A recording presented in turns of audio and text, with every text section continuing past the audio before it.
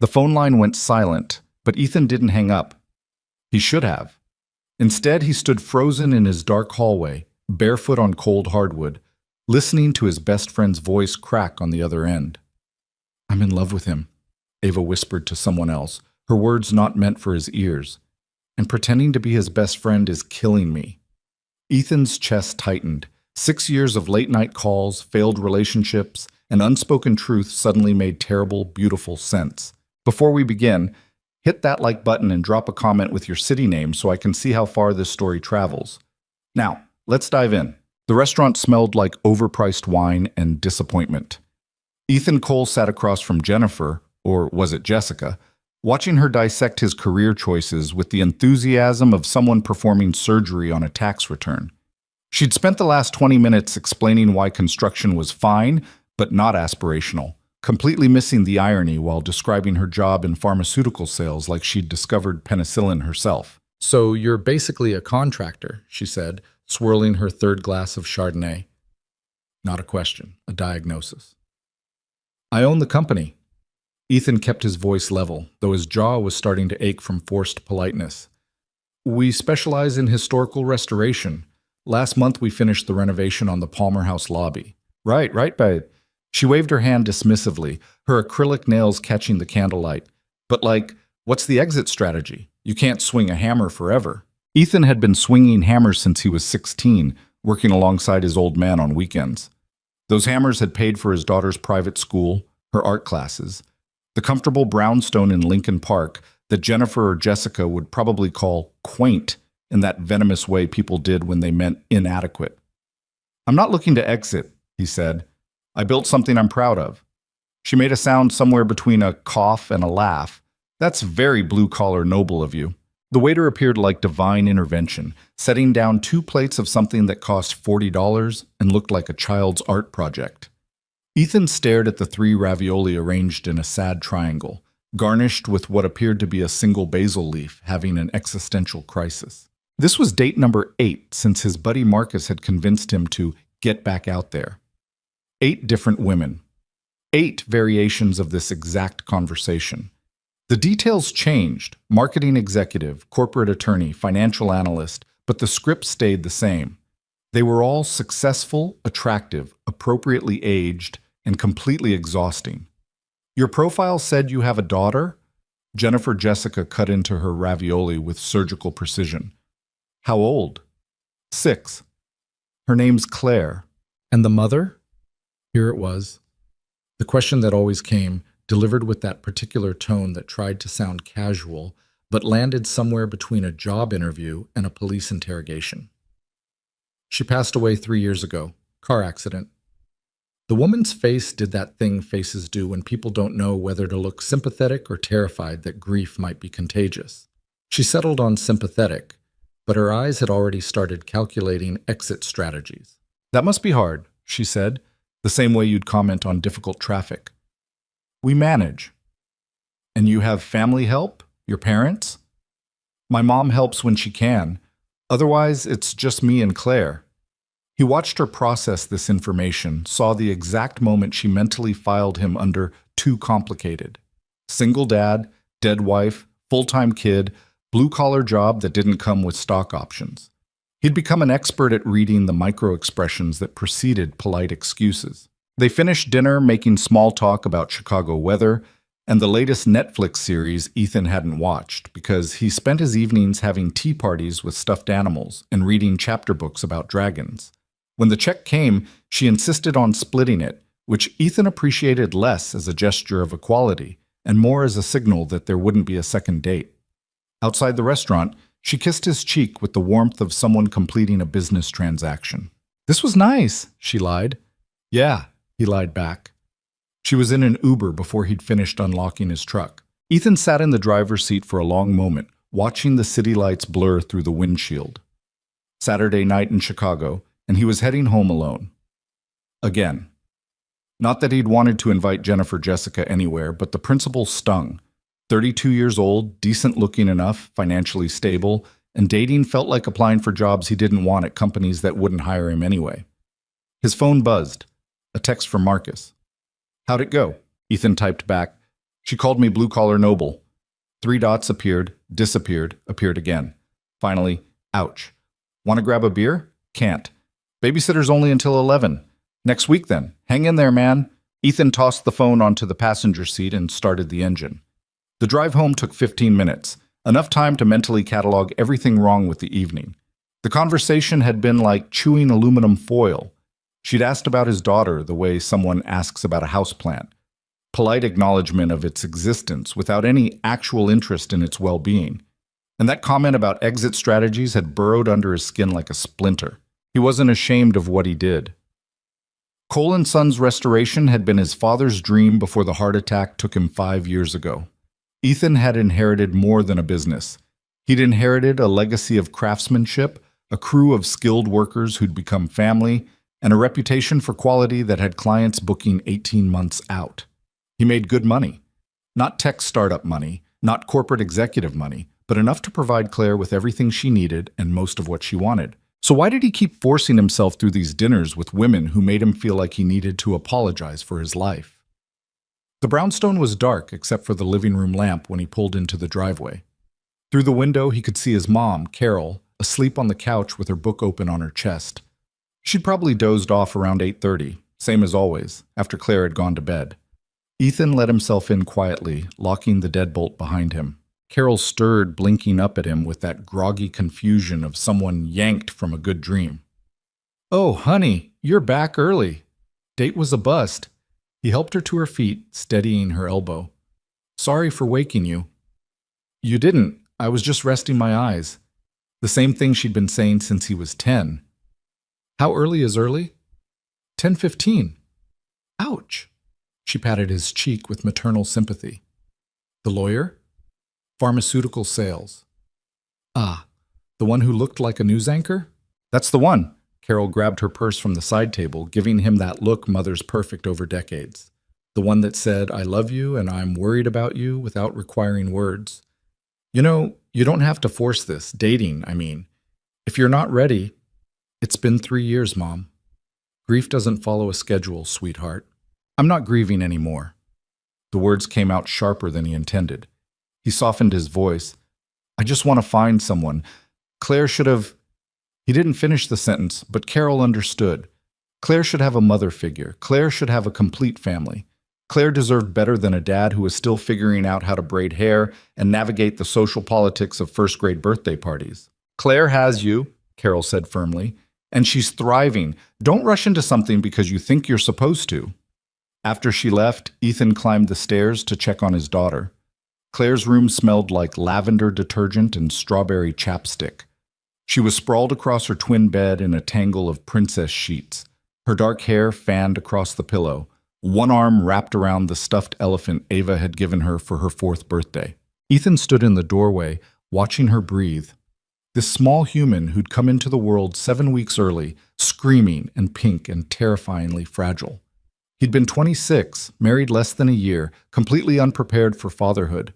Then Sarah had died, and he'd been even less prepared for single parenthood. But somehow, they'd survived. More than survived. Claire was smart, funny, kind. She cried during sad movies and laughed at terrible jokes and asked impossible questions about death and stars and whether dogs could understand English. She was the best thing he'd ever done, even on days when parenting felt like trying to assemble IKEA furniture in the dark. He pulled her door halfway closed and retreated to his own room. The bedroom was too quiet. That was the worst part about living alone with a 6-year-old. The evenings had this hollow quality, like the house itself was holding its breath.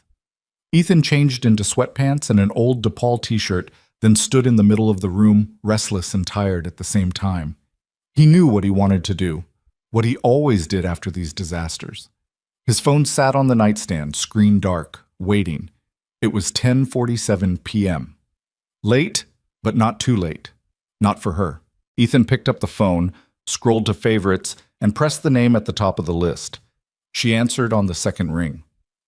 "Let me guess." Ava Sinclair's voice came through warm and slightly amused.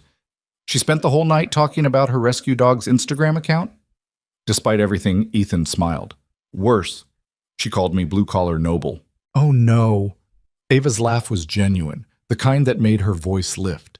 Please tell me you didn't actually say that out loud to sound sophisticated. She was explaining why construction wasn't aspirational. Aspirational. Ava repeated the word like she was tasting something spoiled. Was this before or after she ordered the $40 pasta? During. The ravioli came with 3 whole pieces. 3? My God, Ethan, how did you survive such abundance? He sank onto the edge of his bed, phone pressed to his ear, feeling the tension from dinner start to dissolve. This was the rhythm they'd fallen into over the past 3 years. Hell, over the past 6 years, if he was honest. Late-night phone calls that started as friendly check-ins and evolved into the kind of conversations that didn't have a natural ending point. They'd talk about everything and nothing. Work stress, family drama, the small absurdities of daily life. With Ava, nothing felt performative. He didn't have to be the competent single dad or the successful business owner. He could just be tired, frustrated, human. Tell me she didn't do the thing where she asks about your exit strategy, Ava said. Oh, she did the thing. Of course she did. Because heaven forbid you actually enjoy your career without monetizing it into venture capital. Ava Sinclair understood careers. At 30, she'd built Helix Solutions from a garage startup into one of Chicago's fastest-growing tech companies. The business press called her a prodigy. Fortune had put her on their 30 under 30 list 3 years running.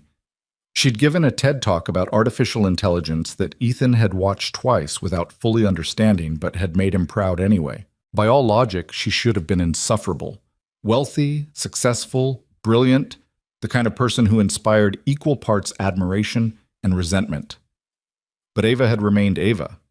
Still laughed at stupid jokes, still texted him photos of dogs she saw on her morning runs, still answered her phone at 11 p.m. on a Saturday to talk him down from bad dates.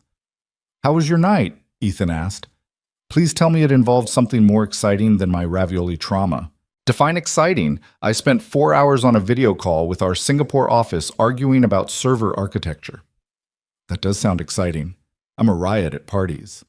He could hear her moving, probably pacing her apartment the way she did when she was winding down from work. Although I did order Thai food that came with more than 3 ravioli, so I'm winning. Bragging about your superior pasta to dollar ratio. That's cold, Sinclair. She laughed again, and something in Ethan's chest loosened. This was what had been missing from dinner, the ease, the comfort of talking to someone who actually knew him, who didn't need him to perform or prove anything. So, Ava said, her voice shifting to something gentler. Scale of 1 to 10, how terrible was it really? Ethan lay back on the bed, staring at the ceiling. 7, maybe 8. She wasn't mean, just we had absolutely nothing in common. She spent 20 minutes explaining her skincare routine. 20 minutes? There were serums involved, multiple serums, plural. Ethan, you wash your face with bar soap. Exactly. I think she could smell my lack of exfoliation. Tragic. You'll die alone with your pores. That's what I'm afraid of. The words slipped out before he could stop them. Too honest, too raw. The silence on the other end lasted half a second too long. When Ava spoke again, her voice had lost some of its lightness. You won't die alone. You're just dating the wrong people. I'm starting to think there are no right people, just variations of wrong. That's the post-date depression talking. You always get morbid after these things. She wasn't wrong. Every failed date left him feeling more discouraged, more convinced that he'd used up his one chance at love, and now he was just going through the motions, hoping to stumble into something that felt even halfway genuine. Marcus keeps telling me to lower my expectations, Ethan said. Marcus is an idiot. He means well. He's still an idiot. You shouldn't have to lower your expectations. You should just... She trailed off. Should just what? Nothing. Never mind. But it wasn't nothing. Ethan had known Ava long enough to recognize when she was editing herself, holding something back. It happened sometimes during these calls, moments where the conversation would hit an invisible wall and she'd redirect, change the subject, retreat into safer territory. You were going to say something, he pressed. It's late. You've had a long night. Ava. Ethan. She matched his tone, deflecting with humor. Don't use your serious dad voice on me. I don't have a serious dad voice. You absolutely do. It's the same voice you use when Claire tries to negotiate bedtime. He couldn't argue with that. Fine, but you're allowed to have opinions about my dating life. That's literally what these calls are for. Is it? Something flickered in her voice, too quick to identify. I thought these calls were for me to mock your terrible restaurant choices. That too. Multi-purpose calls, very efficient. They talked for another hour, or Ava talked, about the Singapore server crisis, about her assistant's upcoming wedding, about the stray cat that had started hanging around her building's back entrance. Ethan listened, occasionally interjecting, mostly just letting her voice fill the quiet spaces of his room. It occurred to him not for the first time that these calls with Ava were the best part of his day. Not just after bad dates, but in general. Even good days felt incomplete until he'd talked to her, shared the small victories and frustrations that made up a life. That should probably concern him. The fact that his best friend had become his primary emotional outlet. But it didn't. It just felt natural, like this was what they'd always been building toward. A friendship deep enough to weather anything. All right, Ava finally said, stifling a yawn. I should let you go. It's almost midnight.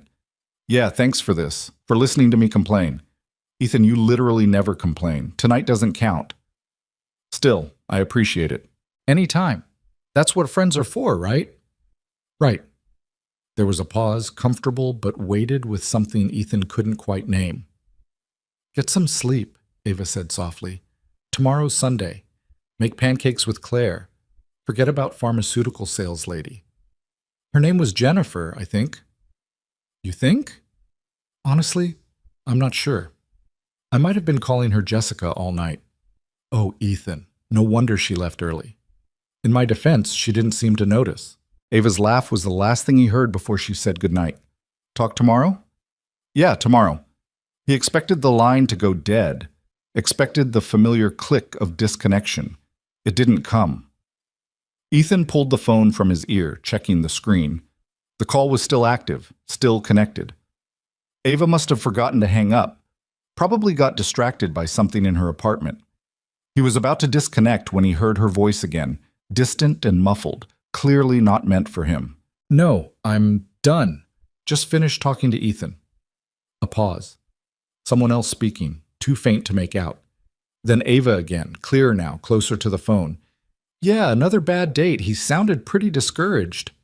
Ethan should have hung up, should have given her privacy, but something in her tone made him freeze, phone still pressed to his ear, barely breathing. I know I should tell him, Ava said, her voice dropping to something raw and tired. I know.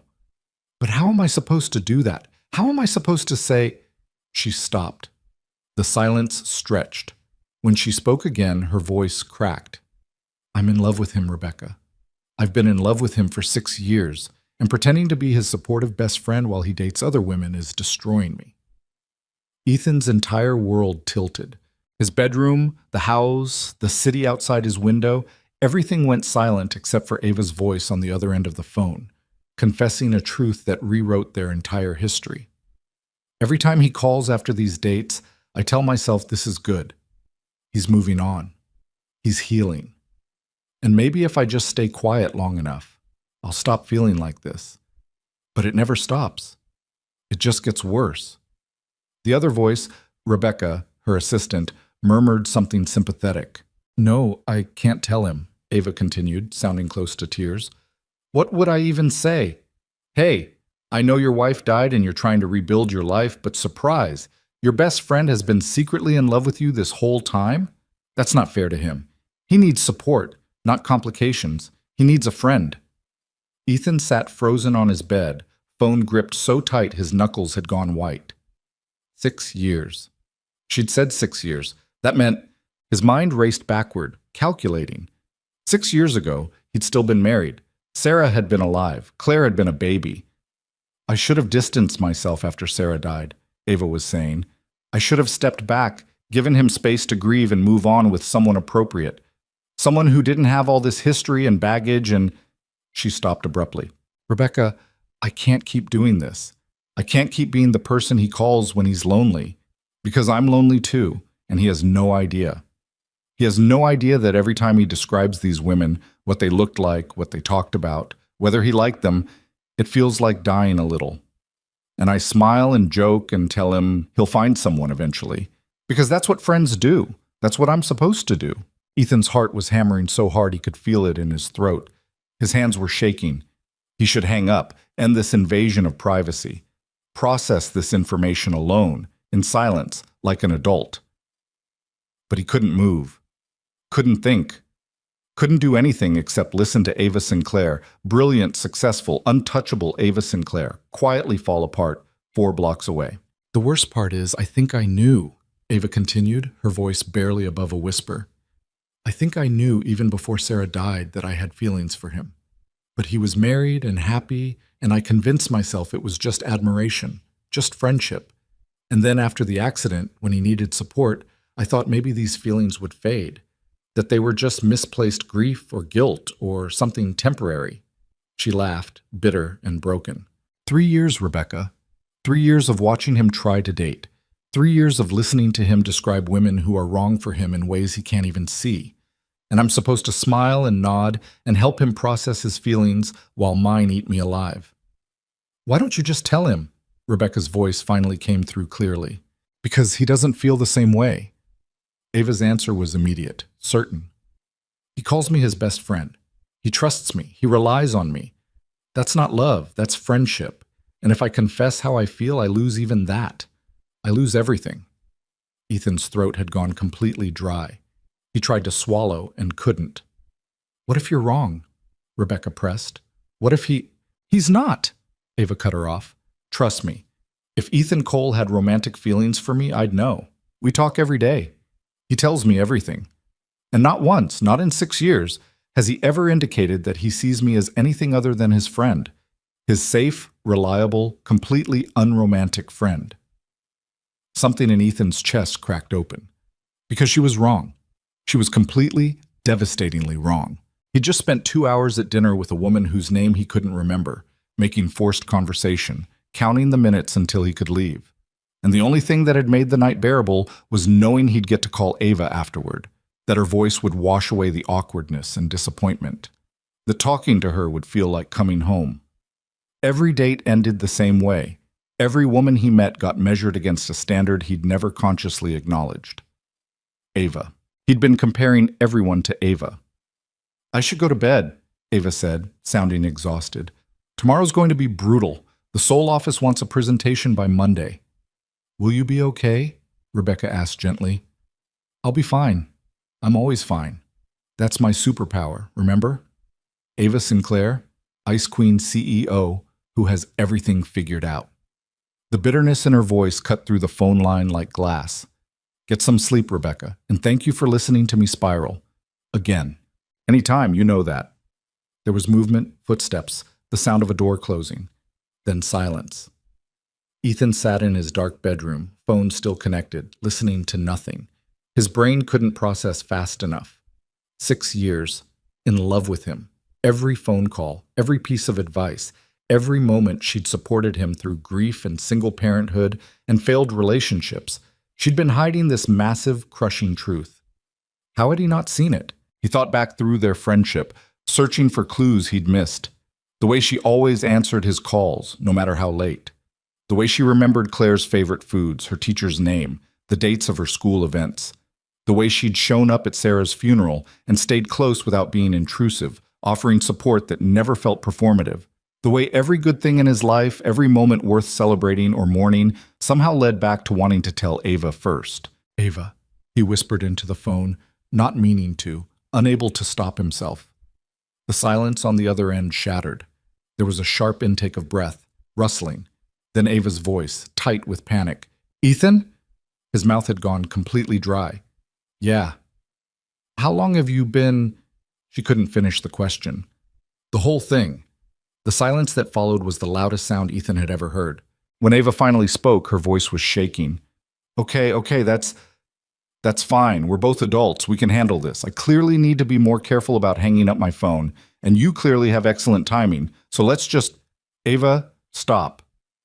Acknowledge that this is awkward, but not relationship ending, because our friendship is more important than one accidentally overheard conversation. Ava, and I'm sure you have questions, which is completely valid, but maybe we should table this discussion for a time when we've both had sleep and perspective.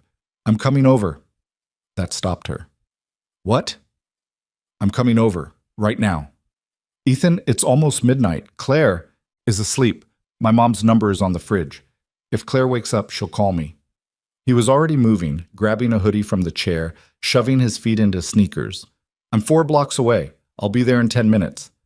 You don't have to. This doesn't have to be a thing. We can just forget. I can't forget. The words came out rougher than he intended. He forced himself to breathe, to gentle his voice. Ava, I can't unhear what I just heard, and I can't pretend I didn't hear it. So I'm coming over, and we're going to talk about this. Actually talk. No deflecting. Ethan, 10 minutes. He hung up before she could argue, before he could lose his nerve, before the magnitude of what he was about to do could paralyze him. Ethan Cole had built a career on carefully planned renovations, on measuring twice and cutting once, on thinking through every decision before committing. But this moment didn't allow for caution. This moment required action before fear could interfere. He grabbed his keys and wallet, scrawled a quick note for his mother just in case, and headed for the door. Outside, Chicago was cold and wet, the kind of May night that couldn't decide between spring and winter. Rain fell in fine mist, coating everything in a sheen of reflected streetlight. Ethan walked fast, hands shoved in his pockets, hood up against the weather. 4 blocks had never felt so long. His mind raced through 1,000 different opening lines, ways to start this conversation that wouldn't sound insane. But they all fell apart under scrutiny. Because how did you tell your best friend that you just realized you'd been in love with her for years without knowing it? How did you explain that every failed relationship suddenly made perfect, devastating sense? Ava's building appeared ahead, a converted warehouse in River North, all exposed brick and floor-to-ceiling windows. The kind of place that screamed success without being obnoxious about it. Ethan had been here dozens of times for casual dinners, movie nights, weekend brunches when Claire was with his mother. He knew which buzzer to press, knew the code to the lobby, knew that Ava's apartment was on the top floor with views of the city that made you feel like you were floating above reality. He'd been here dozens of times, but tonight the building felt different. Tonight, everything felt different. Ethan pressed the buzzer. Ava's voice came through the intercom, strained and careful. You really didn't have to come over. I know. We could have done this over the phone. No, we couldn't. A pause. Then the door buzzed open. The elevator ride to the top floor took 45 seconds. Ethan counted every one, his reflection staring back at him from the mirrored walls. He looked like hell, hair wet from the rain, eyes too wide, face pale. He looked like a man whose entire world had shifted on its axis in the span of 20 minutes. The elevator doors opened directly into Ava's apartment. No hallway, no buffer, just straight into her living space. She was standing in the middle of the room, arms wrapped around herself, wearing gray sweatpants and an oversized northwestern hoodie that had probably belonged to some ex-boyfriend. Her dark hair was pulled into a messy bun, her face scrubbed clean of makeup. She looked nothing like the polished CEO who gave TED Talks and graced magazine covers. She looked terrified. Hi, Ava said quietly. Hi. They stared at each other across 10 feet of expensive hardwood flooring. This is weird, Ava finally said. This is really weird, right? Yeah. Okay, good, just checking. She laughed, but it came out broken.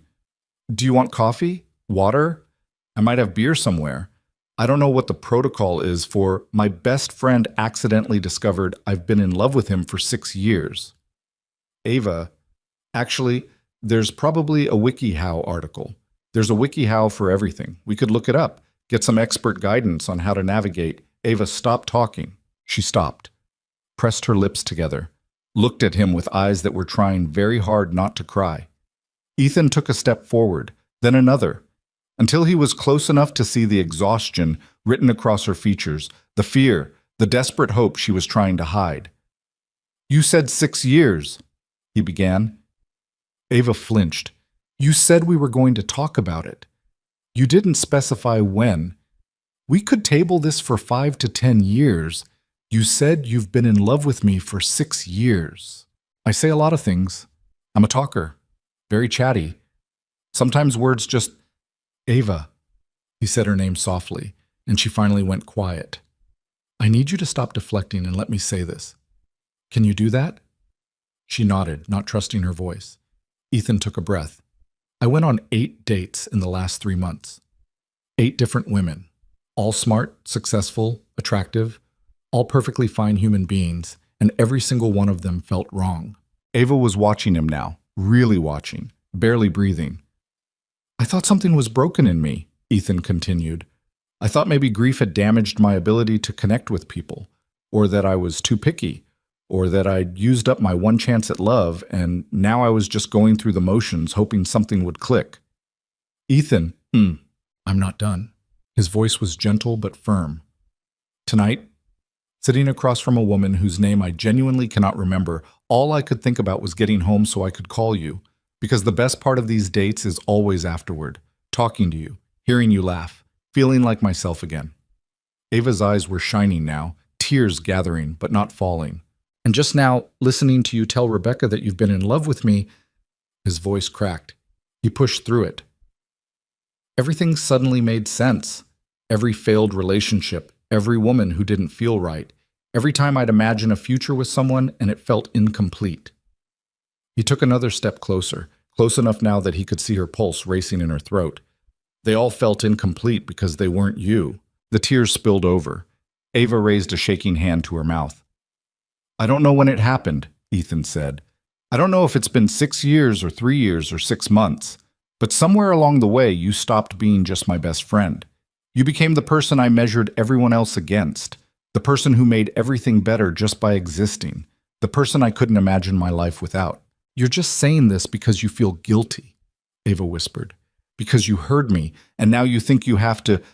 I'm saying this because it's true. He reached out slowly, giving her time to pull away. When she didn't, he took her hand. Her fingers were ice cold. I'm saying this because I spent 2 hours tonight with someone who treated me like a checklist item, and all I wanted was to be here, with you, where I always want to be. Ava was crying openly now, tears streaming down her face. This is insane. We're best friends. We've been friends for 6 years. We can't just. Why not? Because what if it doesn't work? What if we try this and it ruins everything? I can't lose you, Ethan. I can't. You won't lose me. He squeezed her hand. Ava, you're not going to lose me. You don't know that. I know that I'd rather risk everything than spend another night pretending the best part of my life is just friendship.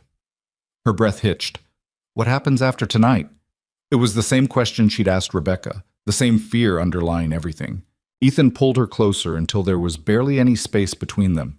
He could see every detail of her face, the freckle near her left eye, the small scar on her chin from a childhood accident she'd told him about years ago, the way her lashes clumped when she cried. After tonight, he said quietly, you stop being just my best friend. You stop pretending you're okay listening to me talk about other women, and I stop looking for something I already found. Ethan, I'm in love with you too. The words felt huge and terrifying and completely right. I don't know how long I have been, but I am, and I'm done pretending I'm not. Ava let out a sound somewhere between a laugh and a sob. This is crazy. Probably. We're going to ruin everything. Maybe. Claire, what about Claire? What if this doesn't work and she gets hurt? Claire adores you. She has for years. That doesn't change. He reached up with his free hand, gently wiping away her tears with his thumb. But if you don't want this, if this isn't what you want, tell me now. Tell me, and we'll go back to how things were. I promise. Ava looked up at him, eyes red and wet and full of something that made his heart stop. I've wanted this for 6 years, she whispered. I've wanted you for 6 years. Then stop fighting it. For a long moment, they just stood there, hands clasped, breath mingling in the small space between them. The city glittered beyond the floor-to-ceiling windows. Somewhere below, traffic moved through rain-slicked streets. The world continued turning. But in Ava's apartment, time had stopped. Ethan leaned in slowly, giving her every chance to pull back, to change her mind, to retreat into safety. She didn't. When their lips met, it wasn't dramatic or earth-shattering. It was soft and tentative and scared. It was 6 years of unspoken longing compressed into a single moment. It was the feeling of finally coming home to a place he hadn't known he'd been searching for. Ava's hands came up to grip the front of his hoodie, pulling him closer. Ethan wrapped his arms around her, feeling her shake against him. From cold or fear or relief, he couldn't tell. Maybe all three. When they finally pulled apart, both of them were breathing hard. "Okay," Ava said shakily. "Okay. Okay. This is happening. We're doing this. Holy shit, we're actually doing this." Ethan laughed, pressing his forehead against hers. "We're doing this. I'm terrified." "Me too." "What if—" "No what ifs." He pulled back just enough to look at her properly. "Not tonight. Tonight, can we just be here? Can we just be honest about this without overthinking it?" Ava nodded, fresh tears spilling over, but this time she was smiling through them. 6 years, Ethan. I've loved you for 6 years, and you had no idea. I'm an idiot. You really are. I'm sorry." "Don't be." She reached up, cupping his face in her hands. "Don't you dare apologize for not reading my mind. This isn't your fault. This is just life. Messy, complicated, terrible timing life." He kissed her again, longer this time, deeper. When they broke apart, Ava was looking at him like he'd hung the moon. "Stay," she said quietly. "Just for a little while. I don't want you to leave yet." So Ethan stayed.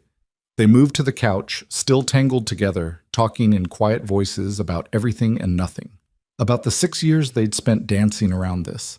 About the moment Ava had realized she loved him. About how Ethan had been too blind to see what was right in front of him. The conversation eventually gave way to comfortable silence. Ava curled against his side, her head on his shoulder, one hand resting over his heart. Ethan played with her hair, marveling at how natural this felt. How right. At some point, he'd need to go home, check on Claire, process what had just happened, figure out how to navigate this massive shift in his life. But not yet. For now, he just held Ava Sinclair in the quiet of her apartment and let himself feel something he hadn't felt in years. Hope. Ethan woke to sunlight streaming through unfamiliar windows and the disorienting realization that he wasn't in his own bed. For a confused half-second, panic flared. Then memory returned in a rush. The phone call, the confession, Ava's apartment, the kiss that had rewritten everything he thought he knew about his life. He was still on Ava's couch, though sometime during the night they'd migrated to a more horizontal position. Ava was curled against him, her face pressed into his shoulder, one arm draped across his chest. She was still asleep, breathing slow and even, completely unguarded in a way he'd never seen before. Ethan's phone buzzed insistently from his pocket.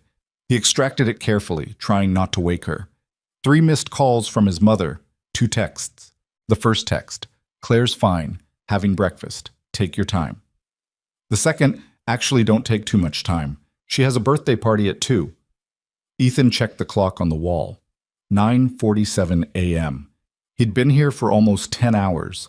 Reality crashed back in, cold and complicated. He had a daughter who needed him, a mother who probably had questions. A life that couldn't be put on hold just because his entire emotional landscape had shifted overnight. Ava stirred against him, making a small sound of protest as consciousness pulled her from sleep. Her eyes opened slowly, unfocused and confused. Then she saw him, and awareness flooded her features. "Oh," she said softly. "You're still here." "Yeah. I thought maybe I dreamed the whole thing." "Same." They stared at each other in the morning light, both acutely aware of how different everything was. How terrifying. Last night had felt suspended in amber, separate from real life.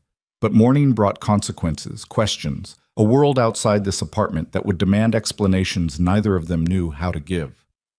"I have to go," Ethan said, hating how the words sounded, like retreat, like regret. Something flickered across Ava's face. Disappointment, understanding, maybe relief. "Right, of course. Claire. She has a birthday party at 2, and my mom probably thinks I died in a ditch somewhere." "Did you tell her where you were going?" "I left a note that said I'd be back soon. That was 10 hours ago." Ava sat up, running her hands through her tangled hair. She looked rumpled and vulnerable and absolutely beautiful. "What are you going to tell her?" "I don't know." Ethan stood, immediately missing the warmth of her beside him. "What am I supposed to say? Sorry I disappeared all night, Mom, but I just realized I'm in love with my best friend?" That would certainly be honest. It would also give her a heart attack. Ava pulled her knees to her chest, wrapping her arms around them. The gesture made her look younger, uncertain. So what happens now? Do we just go back to normal? Pretend last night didn't happen? Is that what you want? No. The answer came quickly, firmly. But I don't know what the alternative is. You have Claire to think about, your mom, your whole life. We can't just jump into this without thinking it through. She was right. Ethan knew she was right. But the careful, rational approach felt like stepping backward, like giving fear permission to talk them out of something real. I need to go home, he said. But this isn't over. This conversation, us, whatever this is. Okay? Ava stood too, maintaining a careful distance between them. When do you want to... Tonight, after Claire goes to bed. He reached for her hand, needing the physical connection to anchor this moment. Can you come over? To my place? Are you sure? If your mom's there, she won't be. Sunday night she has book club. Book club that conveniently runs until 11? She's very dedicated to literature. Ava's smile was small but genuine. Okay, tonight, we'll figure this out. Ethan pulled her close, kissing her forehead, her temple, finally her mouth. When they separated, Ava was looking at him with an expression that made his chest ache. Don't overthink this while you're gone, she said quietly. Don't talk yourself out of it. I won't. Promise me. Ava, promise me, Ethan, because I've spent 6 years watching you think yourself into and out of things. And I can't handle it if you decide this was just some midnight impulse brought on by accidentally hearing something you weren't supposed to. He cupped her face in his hands, forcing her to meet his eyes. Last night wasn't an impulse. This isn't me feeling sorry for you or guilty or confused. I meant everything I said. People say a lot of things at midnight that sound different in daylight. Then it's a good thing I'm saying it again now. He kissed her once more, slow and deliberate. I'm in love with you. That doesn't change just because the sun came up. The walk home felt surreal.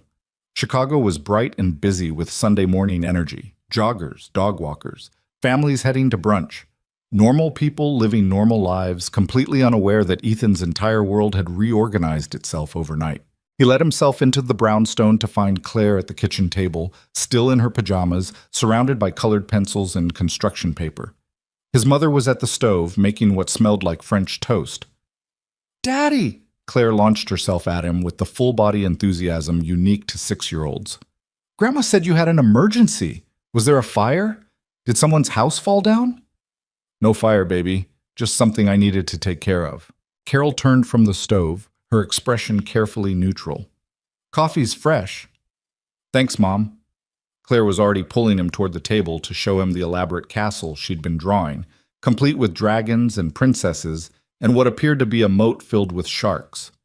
Ethan made appropriate impressed noises while his mother set a plate of French toast in front of him. Emily's party is at 2, Carol said, wiping her hands on a dish towel. Don't forget she's severely allergic to peanuts, so I got a chocolate gift instead of the usual cookies. Right, the peanut thing. Carol gave him a look that said we both know you completely forgot about this party. The present is wrapped and on the hall table. Party's at that indoor playground in Wicker Park. I'll take her if you need to. No, I've got it. Ethan forced himself to focus. Thanks for staying over last night. I'm sorry I was gone so long. Want to tell me where you were? Claire was absorbed in adding more sharks to her moat, not listening. Still, Ethan lowered his voice. Ava's place. His mother's eyebrows rose fractionally. Everything okay? Yeah, we just had some things to talk about. Until 10 in the morning? It was complicated. Carol studied him for a long moment, and Ethan had the uncomfortable feeling she could read every thought in his head.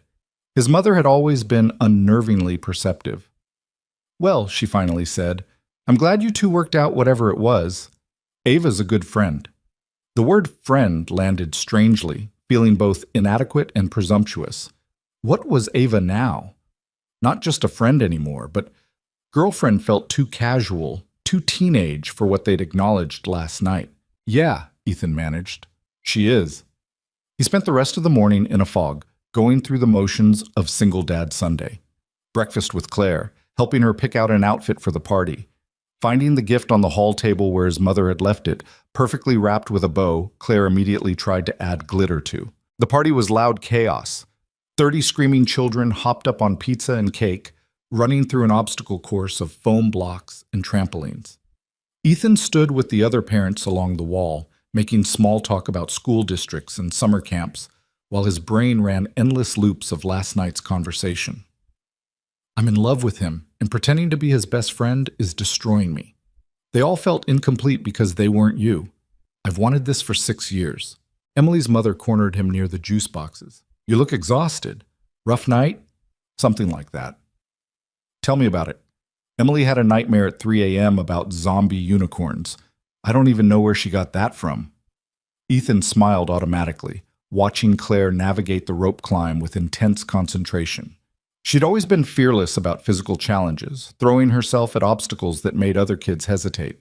She had Sarah's determination, Sarah's stubborn refusal to admit when something was too difficult. The thought of his late wife brought a complicated tangle of emotions. Guilt wasn't quite the right word. Sarah had been gone 3 years, and she would have wanted him to move on, to find happiness again. But there was something strange about realizing he'd developed feelings for Ava while Sarah was still alive, even if he hadn't recognized them as such. Had Sarah known? Had she seen something he'd been too blind to notice? Mr. Cole? Ethan blinked. Emily's mother was looking at him with concern. Sorry, what? I asked if Claire wanted to come to the museum with us next weekend. Emily's been asking. Oh, yeah, let me check our schedule and get back to you. By the time the party ended, Ethan's head was pounding. Claire fell asleep in her car seat on the drive home, sticky with frosting and clutching a goodie bag full of cheap plastic toys that would be broken by tomorrow. He carried her inside and up to her room, tucking her into bed, still wearing her party dress because waking her seemed cruel. She mumbled something unintelligible and rolled over, already deep in dreams about whatever 6-year-olds dreamed about. Ethan stood in her doorway for a long moment, watching her sleep. This was what made everything complicated. Not just his own feelings or fear of ruining a friendship, but this small person who depended on him for stability, for consistency, for a world that made sense. What if things with Ava didn't work out? What if they tried being together and it fell apart spectacularly? Claire already loved Ava, had known her for most of her conscious life. If they broke up, Claire would lose someone important to her too. But if they didn't try... Ethan's phone buzzed. A text from Ava. Is 7:30 too early? I've been staring at my ceiling for the last hour, trying not to spiral. He typed back, 7:30 is perfect. Mom's book club is at 7. Should I bring anything? Just yourself. 3 dots appeared and disappeared several times before her response came through. I'm nervous. Me too. Good nervous or bad nervous? Ethan thought about that. Both. Same. See you tonight. Carol left for book club at exactly 7, giving Ethan a meaningful look on her way out. You sure you don't need me to stay? I can skip this week. I'm sure, Mom. Go discuss your murder mystery or whatever. It's literary fiction, thank you very much. Very serious stuff about generational trauma and the immigrant experience. Sounds thrilling. It really is. She kissed his cheek. Call if you need anything. And Ethan, whatever's going on, whatever you're working through, take your time. There's no rush. After she left, Ethan paced his living room like a caged animal. He straightened the couch pillows, picked up Claire's scattered toys, started coffee he didn't want. The house felt too quiet, too full of anticipation. At 7:28, the doorbell rang. Ethan opened the door to find Ava standing on his front step, looking as nervous as he felt. She was wearing jeans and a simple blue sweater, her hair loose around her shoulders. No CEO armor tonight, just Ava. Hi, she said. Hi. They stood there for an awkward beat before Ethan stepped aside. Come in. Ava had been to his house countless times, but tonight she moved through the space like it was unfamiliar territory. She sat on the edge of the couch, hands clasped in her lap, radiating tension. Ethan sat beside her, leaving a careful foot of space between them. So, Ava began. So. This is weird. Very weird. She laughed shakily. We used to be good at talking to each other. We still are, we're just... Ethan searched for the right word. Adjusting. Is that what we're calling this? Adjusting? What would you call it? Terrifying. Exciting. Possibly the stupidest thing we've ever done. She finally looked at him properly. I've been thinking all day about what happens next, and I keep coming back to the same problem. Which is, we've been friends for 6 years, Ethan. That's a long time. That's a foundation. And I'm scared that if we try to turn this into something romantic and it doesn't work, we'll lose all of it. The friendship, the trust, everything we've built. Ethan had been thinking the same thing, but hearing Ava voice it made it more real, more immediate. So what are you saying? That we shouldn't try? I'm saying we need to be smart about this. We need to think about Claire, about our families, about what failure would actually mean. You're already planning for failure? I'm being realistic. Ava's voice had an edge now. You have a daughter who loves me. If this goes wrong, she doesn't just lose you and me. She loses the relationship we have. That's not fair to her. And if it goes right, then she gains something she's been missing. A complete family. Ava's expression softened. But that's a huge if, Ethan. Relationships are hard enough without adding in all our history and complications. Ethan leaned back, running his hands through his hair. So what do you want to do? Set ground rules? Take things slow? I don't know. Maybe. She turned to face him fully. What do you want? What did he want? The question should have been simple, but the answer was tangled up in fear and hope, and 6 years of history he couldn't separate from present feelings. I want to try, he finally said. I want to see if this thing between us is as real as it felt last night, but I also don't want to rush into anything that could hurt Claire. So we take it slow. How slow are we talking? Because I'm pretty sure we already skipped a few steps. Ava's laugh was more genuine this time. Fair point, but we did kind of jump from friends to I'm in love with you without much middle ground. Can we do middle ground retroactively? I don't think that's how it works. They fell into silence, both thinking. Outside, a car passed, its headlights briefly illuminating the living room before fading back to shadows. What if we don't tell anyone yet? Ava suggested. Not your mom, not my team, not Claire. We just take some time to figure out what this is without external pressure. Ethan considered that. You want to keep it secret? Not secret, private. There's a difference. Is there? Secret implies shame. Private just means we're protecting something until we're sure of it. It made sense in theory, but something about it felt wrong. Like they'd be hiding, sneaking around, treating this thing between them as illicit instead of honest. How long? Ethan asked.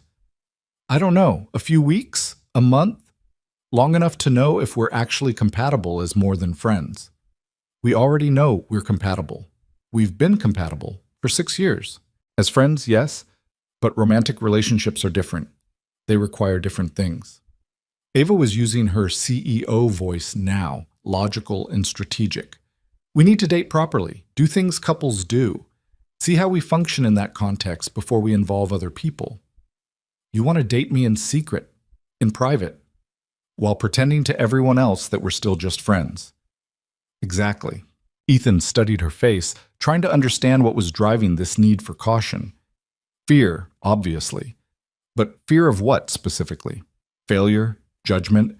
Or something deeper, the loss of control that came with admitting feelings that had been hidden for 6 years? Ava, he said gently, are you having second thoughts about this? No. The answer came too quickly. Maybe. I don't know. She stood abruptly, pacing to the window. Last night felt so clear, so right. But now in the daylight, with real life and consequences and all the ways this could go wrong, I'm scared, Ethan. I'm really scared. Of what? Of losing you. She turned to face him, tears threatening. You're my best friend. You're the person I call when everything else is falling apart. And if we try this and it fails, I lose that. I lose the most important relationship in my life. You won't lose me. You can't promise that. Yes, I can. No, you can't. Her voice rose, frustration bleeding through. People promise that all the time. We'll stay friends if it doesn't work out. But they never do, because you can't go back to friendship after you've crossed that line. You can't unsee someone that way. Ethan stood, crossing to where she stood by the window. You're right, we can't go back. But that doesn't mean we lose everything. It means we move forward into something different. Or we crash and burn and spend the rest of our lives awkwardly avoiding each other at mutual friends' parties. Is that really what you think would happen? I think it's possible, and the possibility terrifies me. He took her hands, feeling how cold they were, despite the warmth of the house. Ava, I can't promise this will work. I can't promise we won't hurt each other, or make mistakes, or discover we're better as friends.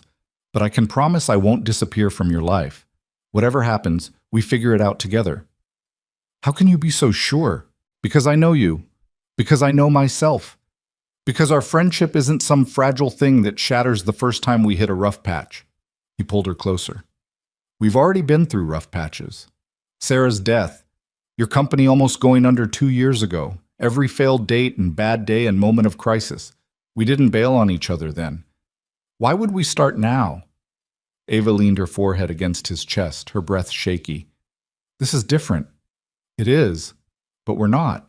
They stood like that for a long moment, Ethan holding her while she processed, fought with herself, tried to logic her way through feelings that defied logic. Finally, she pulled back enough to look up at him. Okay. Okay? Okay, we try, but slowly and privately, at least at first.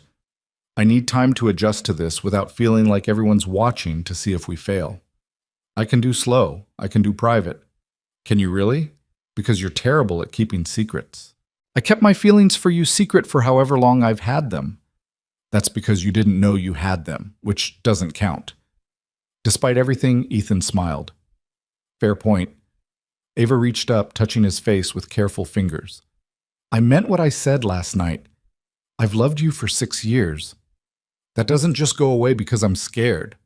Then stop being scared. I can't just turn it off. Then be scared with me instead of alone. Something in her expression shifted, softened. She rose on her toes and kissed him, and this time it felt less like jumping off a cliff and more like coming home. When they broke apart, Ava was smiling through tears. We're really doing this. We're really doing this. We're both idiots.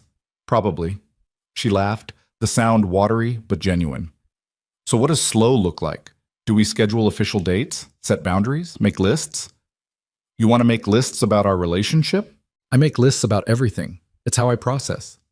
Of course it is. Ethan guided her back to the couch, pulling her down beside him. This time there was no careful distance. She curled against his side like she belonged there. How about we start with this? We see each other when we can, but we don't force it. We let things develop naturally. Naturally, but privately. Right. When we're together in public, we're still friends. When we're alone, he trailed off, not quite sure how to finish that sentence. When we're alone, we figure out what we are, Ava finished. Exactly. It wasn't a perfect plan. It probably wasn't even a good plan, but it was a start, a framework they could adjust as needed. Ava tilted her head up to look at him. What about Claire? When do we tell her? Not yet. Not until we're sure this is going somewhere. That seems smart, although she's probably going to notice something's different. She's weirdly perceptive for a 6-year-old. She gets that from you. She gets that from spending too much time around adults who forget kids actually listen. Ava laughed softly, settling more comfortably against him. They sat in quiet for a while, the kind of comfortable silence that had always existed between them, but now felt charged with new meaning. Can I ask you something? Ethan said eventually. Always. When did you know that you had feelings for me? Ava was quiet for so long he thought maybe she wouldn't answer. When she finally spoke, her voice was barely above a whisper. Do you remember that barbecue at Marcus's place? 4 years ago, summer, the one where it rained and everyone had to squeeze onto his tiny covered porch? Ethan searched his memory. Vaguely. Sarah was still alive. She was. You two were doing that thing couples do where you finish each other's sentences, and I remember watching you with her and thinking how lucky she was. How lucky you both were to have found that kind of partnership. Ava, let me finish. She took a breath. And then Claire started crying because she was tired and overwhelmed, and Sarah was in the middle of a conversation, so you just scooped Claire up and took her inside to calm her down. You were gone maybe 15 minutes. When you came back, you had this spot of baby drool on your shoulder and Claire was asleep against your chest, and you were so gentle with her, so patient. She paused, and Ethan felt his throat tighten. And I remember thinking, that's the kind of father I'd want for my kids someday. Except it wasn't abstract, it wasn't someday, it was specifically you. And I realized I wasn't just admiring you as a friend. I was imagining a life with you that I had no right to imagine because you were married and happy and not mine. Ava, bo e un po invasiva. I felt so guilty, Ethan, like I was betraying Sarah just by having those thoughts. So I pushed them down. Convinced myself it was just admiration, just friendship, and then she died, and you fell apart, and all I could think was now's not the time. There would never be a right time. Ethan pulled her closer, his own eyes stinging. I'm sorry. For what? For not seeing it sooner, for making you wait, for every time I called you about another woman when you were… Don't. She pressed her fingers to his lips. Don't apologize for living your life. You were grieving. You were trying to move on. I wouldn't have wanted you to stay stuck just because I had feelings you didn't know about. Still nothing. She replaced her fingers with her lips, kissing him softly. We're here now. That's what matters. They stayed on the couch until nearly 10, talking in the quiet way they always had, but with a new dimension of honesty.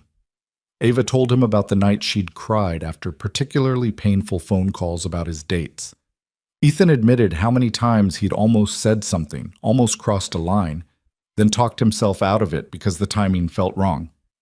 What if we'd done this sooner? Ava wondered aloud. Right after Sarah died, or a year ago. Would it have been easier, or we would have imploded faster? Grief makes people do strange things. True. She checked her phone, wincing at the time. I should go. Early meeting tomorrow with the Tokyo office. Do you have to? Unfortunately, yes. Running a company means very little control over my schedule. Ethan walked her to the door, reluctant to let the evening end. On the front step, Ava turned to face him, moonlight catching in her hair. So this is really happening, she said. We're really trying this.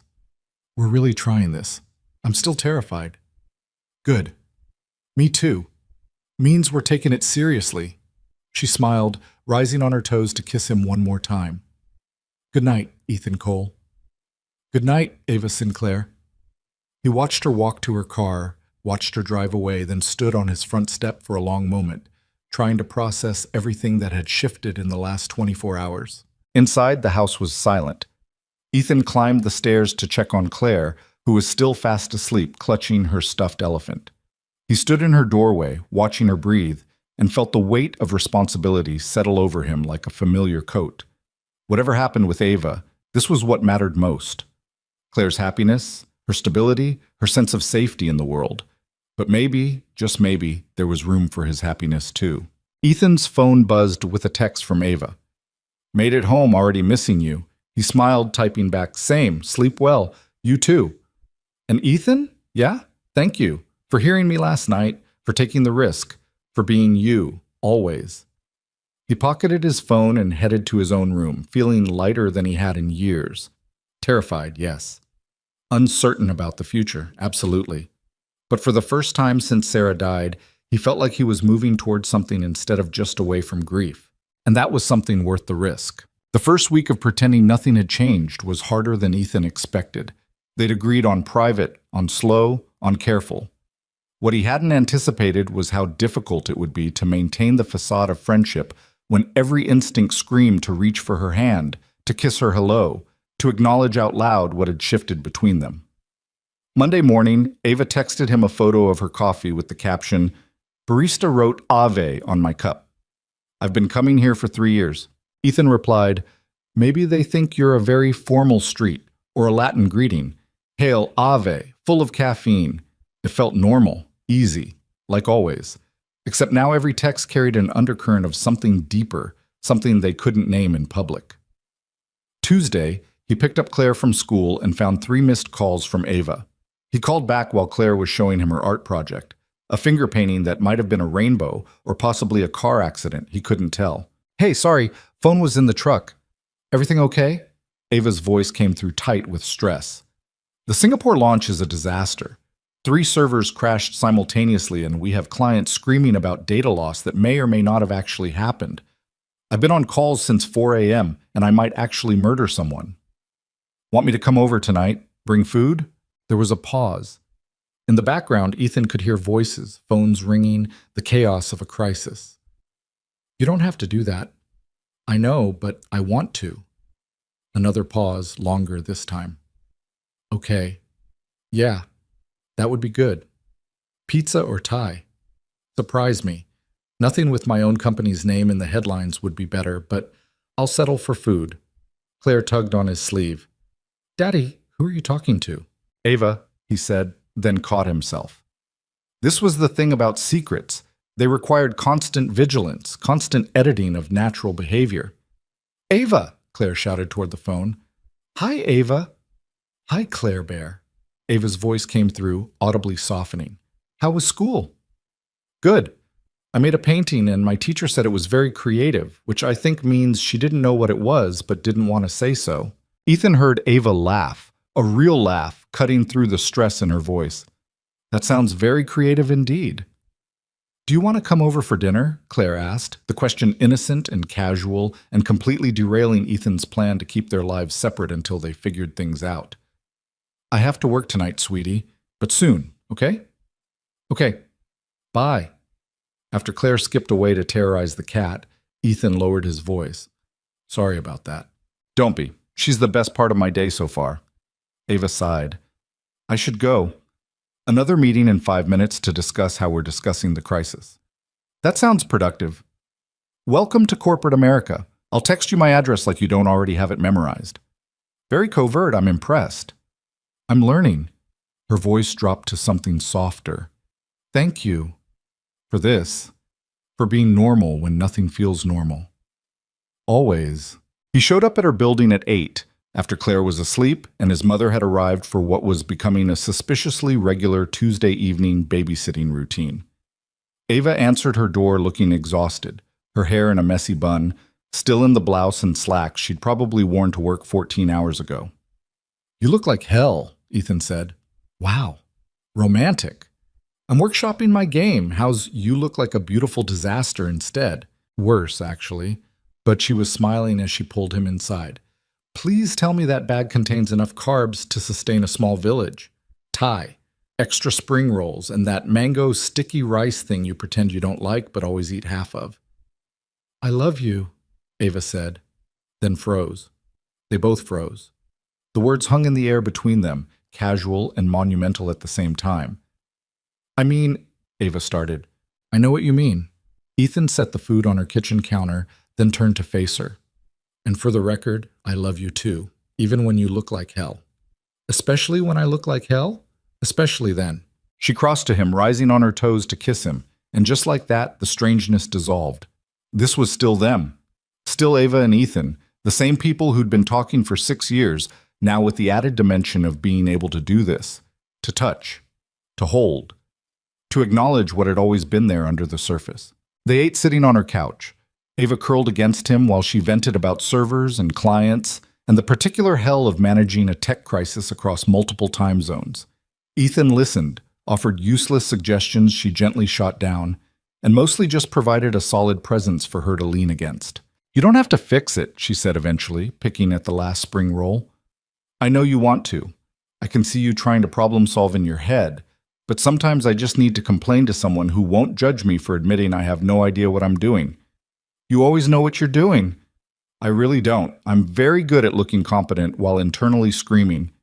That's called being an adult. Is it working? The screaming? Not even a little bit. She laughed, the sound tired but genuine. How was your day? And don't say fine. Give me something real.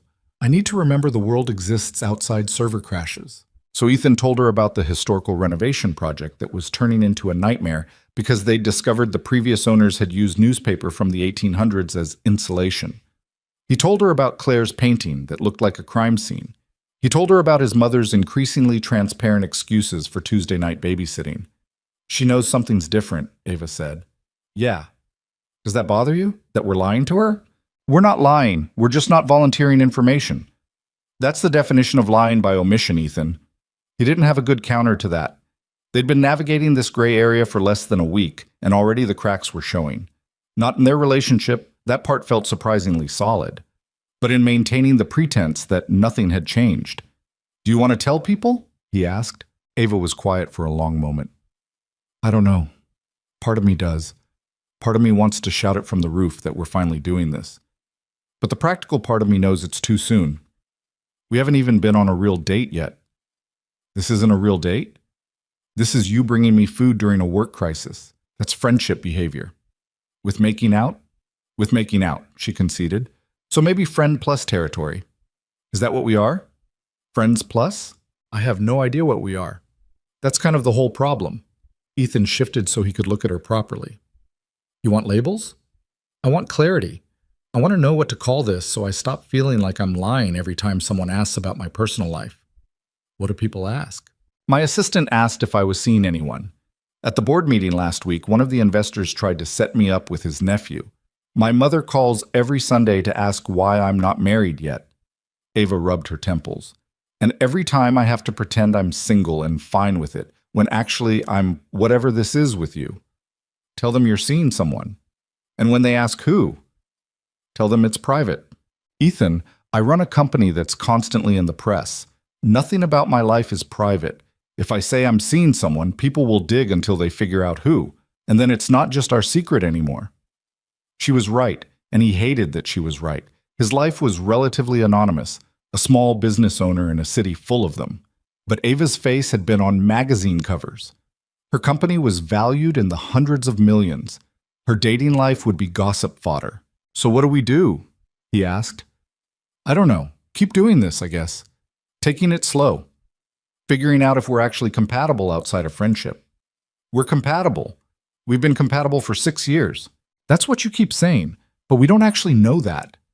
Ava sat up, putting some distance between them. We've never navigated relationship things. We've never had to compromise on couple decisions or deal with the mundane frustrations of actually being together. We've had the luxury of friendship, all the emotional intimacy without the daily friction. You think we'll have friction? Everyone has friction, Ethan. That's how relationships work. He wanted to argue, but she was already pulling away, and he recognized the signs. This was Ava in CEO mode, analyzing problems, identifying potential failures before they happened. It was how she'd built her company, but it was a terrible way to approach feelings. Come here, he said quietly.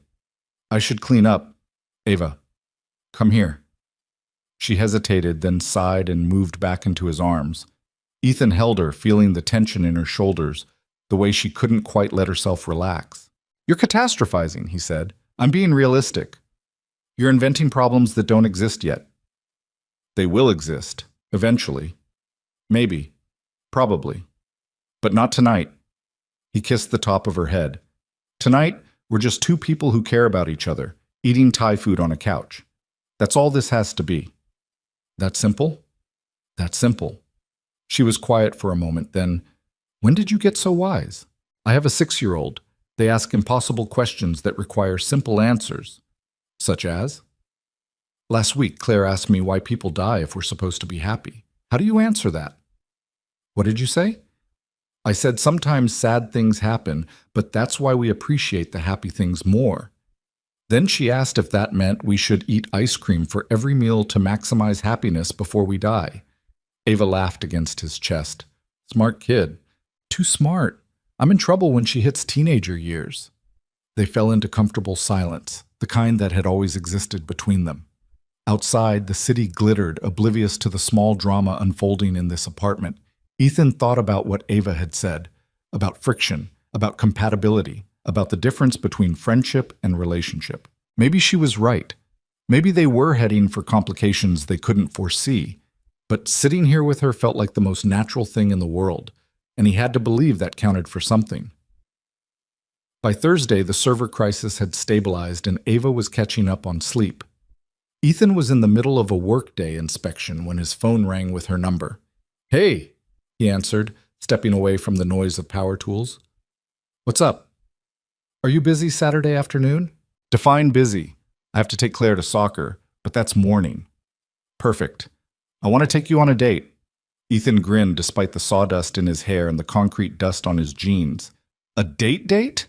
A real one, planned and intentional, maybe even with reservations. Wow, fancy. Don't get too excited. I'm not wearing heels. I'm devastated. Liar, you've never cared what I wear. True. You could show up in a garbage bag and I'd still think you were beautiful. There was a pause on the other end, Then Ava's voice came back softer. Stop being charming while I'm trying to plan logistics. Can't help it. It's my natural state. Your natural state is covered in sawdust and questioning your life choices. That too. One of his guys was waving at him from across the room, pointing at something in the wall. Hey, I have to go. Foundation issue. But Saturday works. Text me details? Will do. And Ethan? Yeah?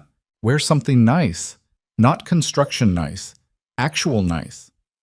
I own nice clothes. Do you, though? Goodbye, Ava. Her laugh was the last thing he heard before hanging up. Saturday arrived with typical Chicago weather schizophrenia, sunny and 65 degrees after a week of rain. Ethan dropped Claire at soccer practice with his mother, who gave him a knowing look when he mentioned having plans for the afternoon. Plans with anyone I know? Carol asked innocently. Just a friend. Uh-huh. You're wearing your good shirt for a friend? Ethan looked down at himself. He'd chosen a dark blue button-down and jeans that didn't have paint stains. By his standards, this was formal wear. It's a nice day. Thought I'd make an effort. Of course. Well, have fun with your friend. I'll keep Claire entertained until 5. Thanks, Mom. And Ethan? Whatever you're doing, whoever you're seeing, I'm happy for you. You deserve good things. The comment caught him off guard. His mother didn't push, didn't pry, just offered support wrapped in plausible deniability. It made him feel guilty about the secret keeping and grateful for her discretion in equal measure. Ava had texted him an address in Lincoln Park, not far from his own neighborhood. When Ethan arrived, he found her waiting outside a small art gallery, wearing dark jeans and a cream-colored sweater that made her look both casual and somehow elegant. An art gallery? He said, approaching her. Too pretentious? No, I just didn't expect it. You know I minored in art history, right? I did not know that. There's still things you don't know about me, Ethan Cole. That's kind of the point of dating. She took his hand, actually took his hand right there on the sidewalk, and led him inside. The gallery was small and uncrowded, featuring a local artist who worked in mixed media. Ethan knew next to nothing about art beyond I like it or I don't. But Ava moved through the space with genuine interest, stopping to examine pieces, reading the descriptions with focus. You're humoring me, she said after the third painting. I'm not. You're doing that thing where you're trying to look interested, but you're actually thinking about work. I'm not thinking about work. Then what are you thinking about? That I like watching you look at art. You get this little crease between your eyebrows when you're concentrating. Ava touched her forehead self-consciously. I do not. You absolutely do. Right there. He reached out to smooth the spot with his thumb, and she caught his hand, holding it. We're in public, she said quietly. I know. People might see. Would that be so bad? She looked around the gallery, mostly empty except for an older couple on the far side and a bored-looking gallery attendant. I guess not. Not here. They continued through the exhibit, and slowly Ava relaxed into the hand-holding, into the casual intimacy of being together in public. She explained why certain pieces worked, broke down the techniques, told him about the art classes she'd taken in college before her tech startup had consumed her life. Do you miss it? Ethan asked. The creative side? Sometimes. But I'm creative in different ways now. Building a company is its own kind of art. Except with more server crashes. Significantly more server crashes, yes. After the gallery, they walked to a nearby cafe Ava claimed had the best coffee in Chicago. Ethan was skeptical. He was loyal to his regular spot, but he had to admit the espresso was excellent. They sat at a small table by the window, watching people pass on the street, and for the first time since this whole thing started, it felt like a normal date. Not a secret meeting, not two friends pretending, just two people getting to know each other in a new context. So, Ava said, wrapping her hands around her cup. First real date. How am I doing? Pretty well. Points for interesting location choice. Just pretty well? I'm withholding final judgment until I see what you have planned next. Bold of you to assume there's a next part. There's always a next part with you. You plan everything. She smiled. Okay, you got me. There might be a next part. The next part turned out to be a walk along the lakefront. It was warm enough that people were out in force, joggers, cyclists, families with strollers.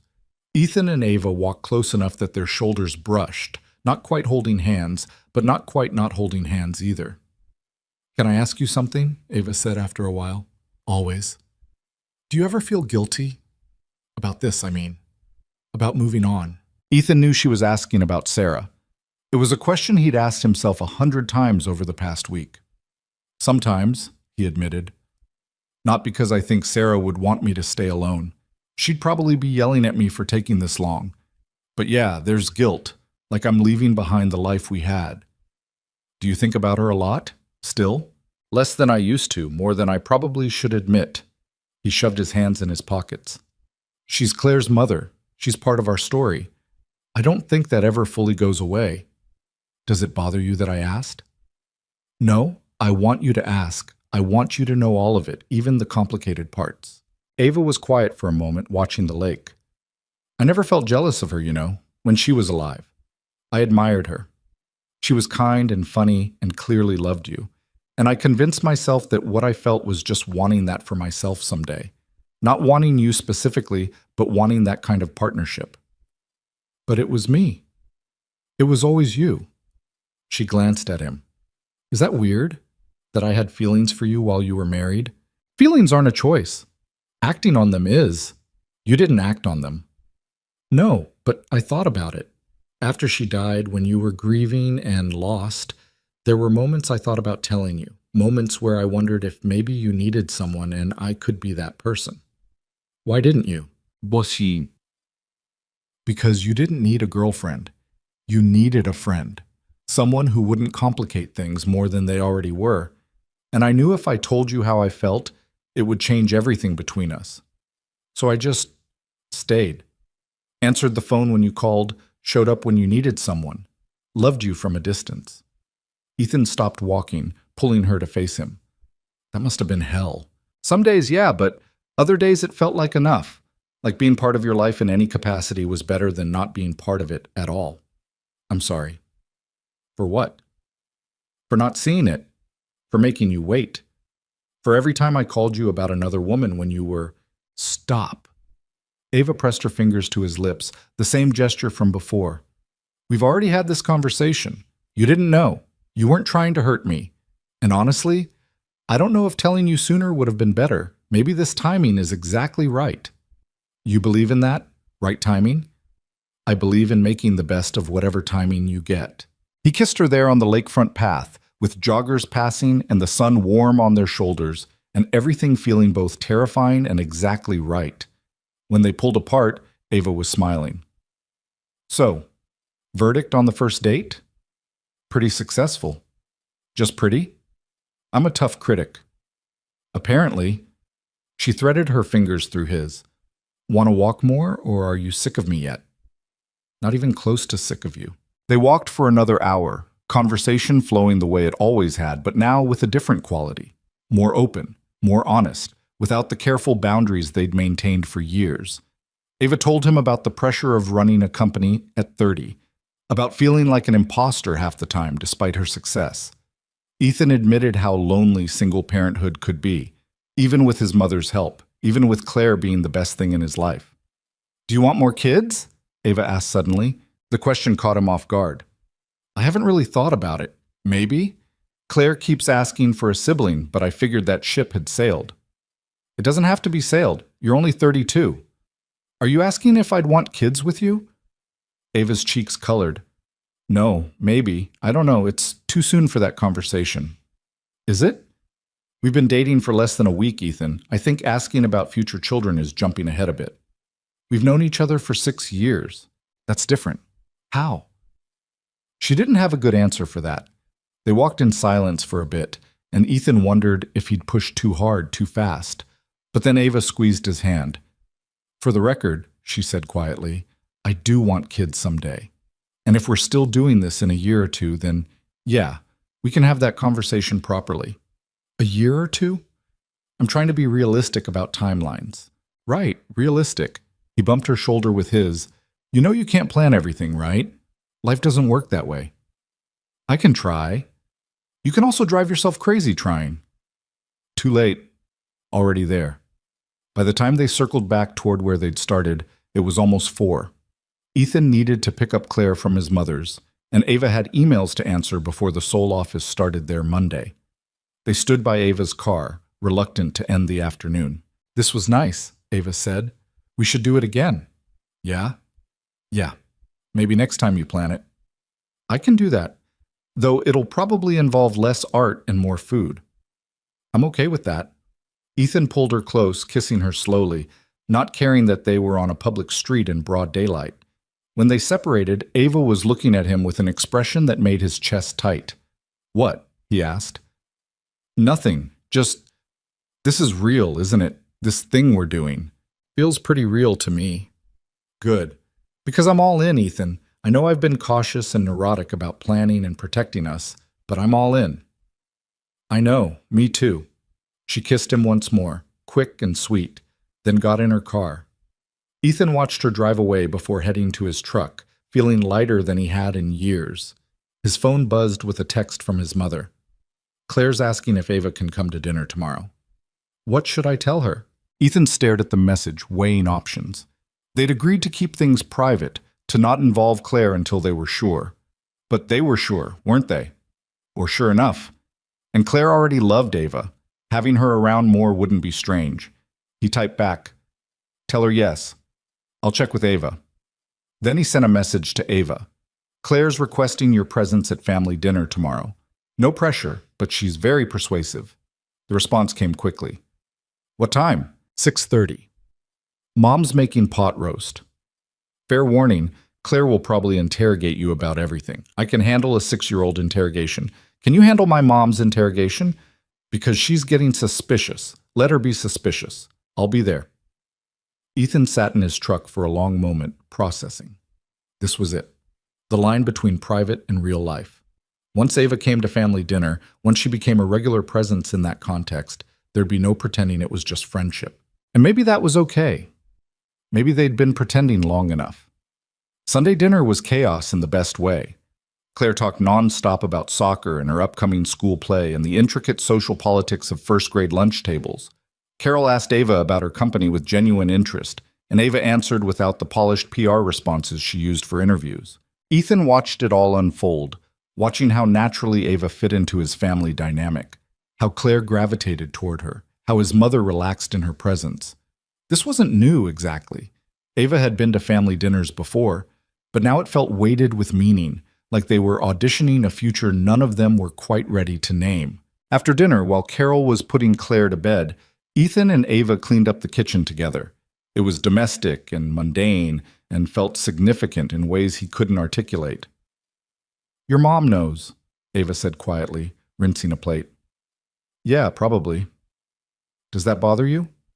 "Should it?" "I don't know. You're the one who wanted to keep this private." "We both wanted that." "And now?" Ethan dried the plate she handed him, thinking, "Now I think maybe privacy was just fear wearing a sensible disguise." Ava turned to look at him fully. "Meaning?" "Meaning maybe we've been so focused on protecting this thing between us that we forgot to actually live it." "That's very philosophical for dishwashing." "I'm a complicated man." She smiled, but it didn't quite reach her eyes. "So what are you saying? You want to tell people?" "I'm saying maybe we stop worrying so much about what could go wrong and just see what happens when we stop hiding." "That's terrifying." "Most good things are." Ava set down the dish she was holding and moved closer, wrapping her arms around his waist. "Okay. Okay? Okay, let's stop hiding. Let's see what happens when we're actually honest about this." Ethan held her in his kitchen, surrounded by dish soap and the distant sound of his mother reading bedtime stories upstairs, and felt something settle in his chest. Fear didn't disappear. It never did. But it felt manageable now, shared instead of carried alone. Whatever came next, they'd figure it out together. The decision to stop hiding didn't come with a handbook, which Ethan realized was probably for the best. If it had, he would have overthought every step until paralysis set in. Instead, they stumbled forward in the messy, imperfect way people actually lived their lives. Monday morning, Ethan was at a job site when Marcus called. "So," Marcus said without preamble, "you want to tell me what's going on with you and Ava?" Ethan nearly dropped his coffee. "What?" "Dude, Jenny saw you two at that cafe in Lincoln Park on Saturday. She said you were holding hands and looking very not platonic."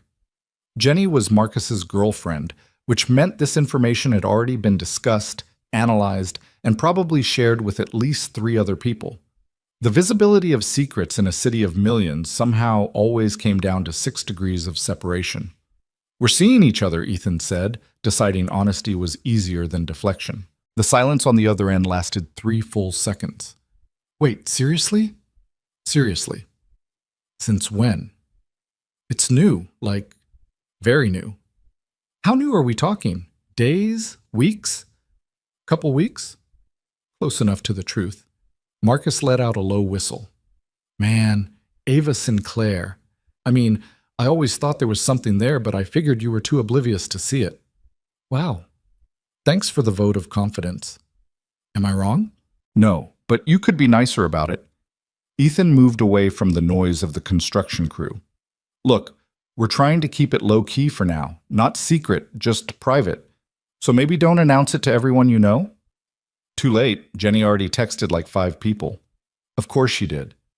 "In our defense, you two have been doing the unrequited thing for so long that this is legitimately newsworthy. People are going to be excited. Or they're going to think we're making a huge mistake." "Why would they think that?" "Because we're best friends? Because if it doesn't work out, it's going to be a disaster? Because I have a kid and Ava has a company and mixing our lives is complicated?"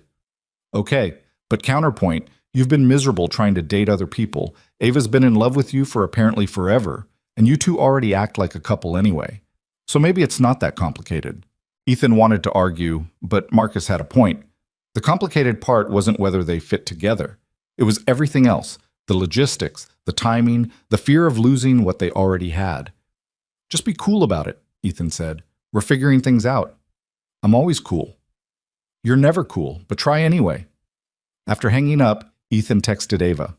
"So Marcus knows. And Jenny saw us Saturday. Sorry." Her response came quickly. "Don't apologize. We knew this would happen eventually. How do you feel about it?" "Weirdly relieved." "That's strange." "Not strange. I feel the same way. Like, we can stop pretending now." "Yeah, exactly that. Rebecca knows too, by the way. She figured it out last week when I couldn't stop smiling at my phone." "Were you smiling at me?" "Unfortunately, yes. You're very distracting. I'll take that as a compliment. It wasn't intended as one, but sure." Ethan was grinning at his phone like an idiot when one of his crew members walked by and smirked. "Boss has a girlfriend," the guy sing-songed. "Get back to work, Danny." "Just saying, good for you. You've been cranky for like 3 years." "I have not been cranky." "You've been super cranky. Ask anyone." That evening, Ethan picked up Claire from his mother's house to find Carol waiting with an expression he recognized, the one that meant she had thoughts and intended to share them. "So," she said as Claire ran to grab her backpack. "Ava, what about her?" "Are you going to tell me or do I have to guess?" Ethan sighed. "We're together, as in dating, romantically." Carol's face broke into a smile that made her look 10 years younger. "Finally." "Finally." "Sweetheart, I've been watching you two dance around each other for years. I was beginning to think you'd both stay stubborn forever." "You knew?" "A mother knows. Also, you're terrible at hiding feelings. You get this look whenever she's around." "What look?" "Like she's the only person in the room. It's very sweet and also very obvious." Ethan scrubbed his hand over his face. "Why didn't you say something?" "Because you needed to figure it out yourself. Although I did drop approximately 1,000 hints that you conveniently ignored." Claire bounded back into the room, oblivious to the conversation. "Ready, Daddy?" On the drive home, Claire chattered about her day, but Ethan could tell she was building up to something. She had that concentrated look she got when working through a problem. Finally, at a red light, she asked, "Daddy, is Ava your girlfriend?" Ethan's hands tightened on the steering wheel. They'd agreed to be honest, but he hadn't prepared for this specific conversation this soon. "Why do you ask, baby?" "Basupam." "Because you smile different now. Like how Tommy's dad smiled when he got a new girlfriend, except you smile when you talk to Ava." The observation was simultaneously adorable and terrifying. 6-year-olds noticed everything. "Yeah," Ethan said carefully. "Ava and I are dating. How do you feel about that?" Claire was quiet for a long moment, swinging her legs in her car seat. "Is she going to live with us?" Not right now. We're taking things slow. But maybe later? Maybe. Would that bother you? No, I like Ava.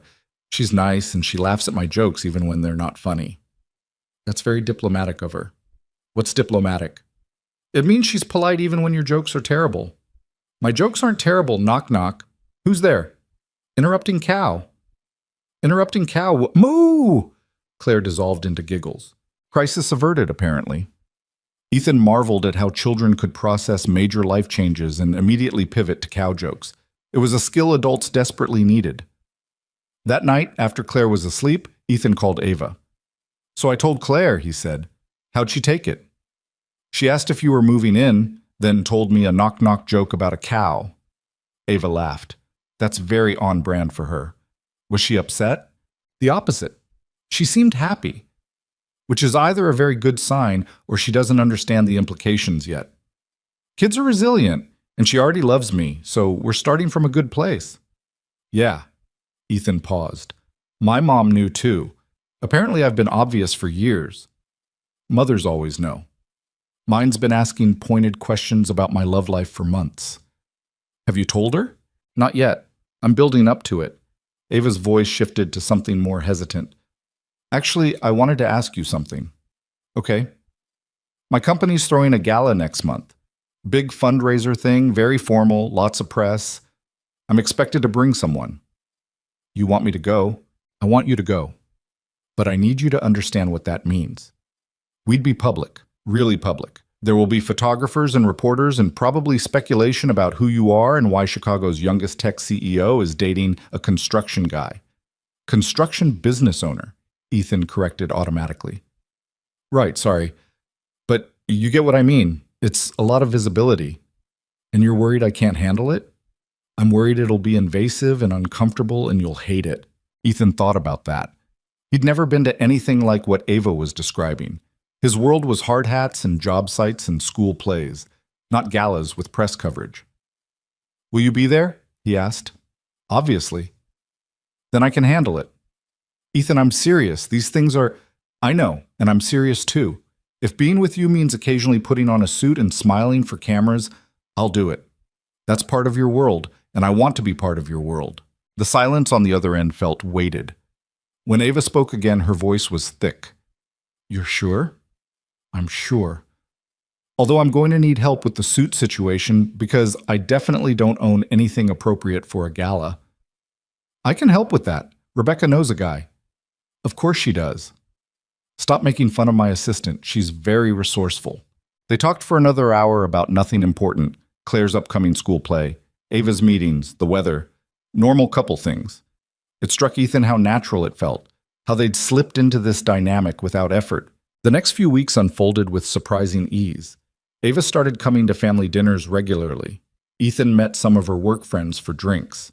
They went on actual dates, restaurants, movies, a terrible comedy show that had them laughing more at how bad it was than at the actual jokes. They also had their first real fight.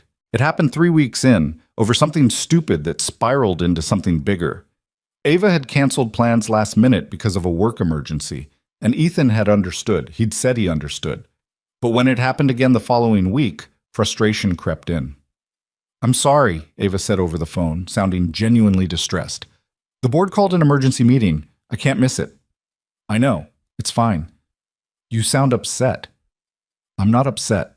Ethan, I've known you for 6 years. I can hear when you're upset. I'm just...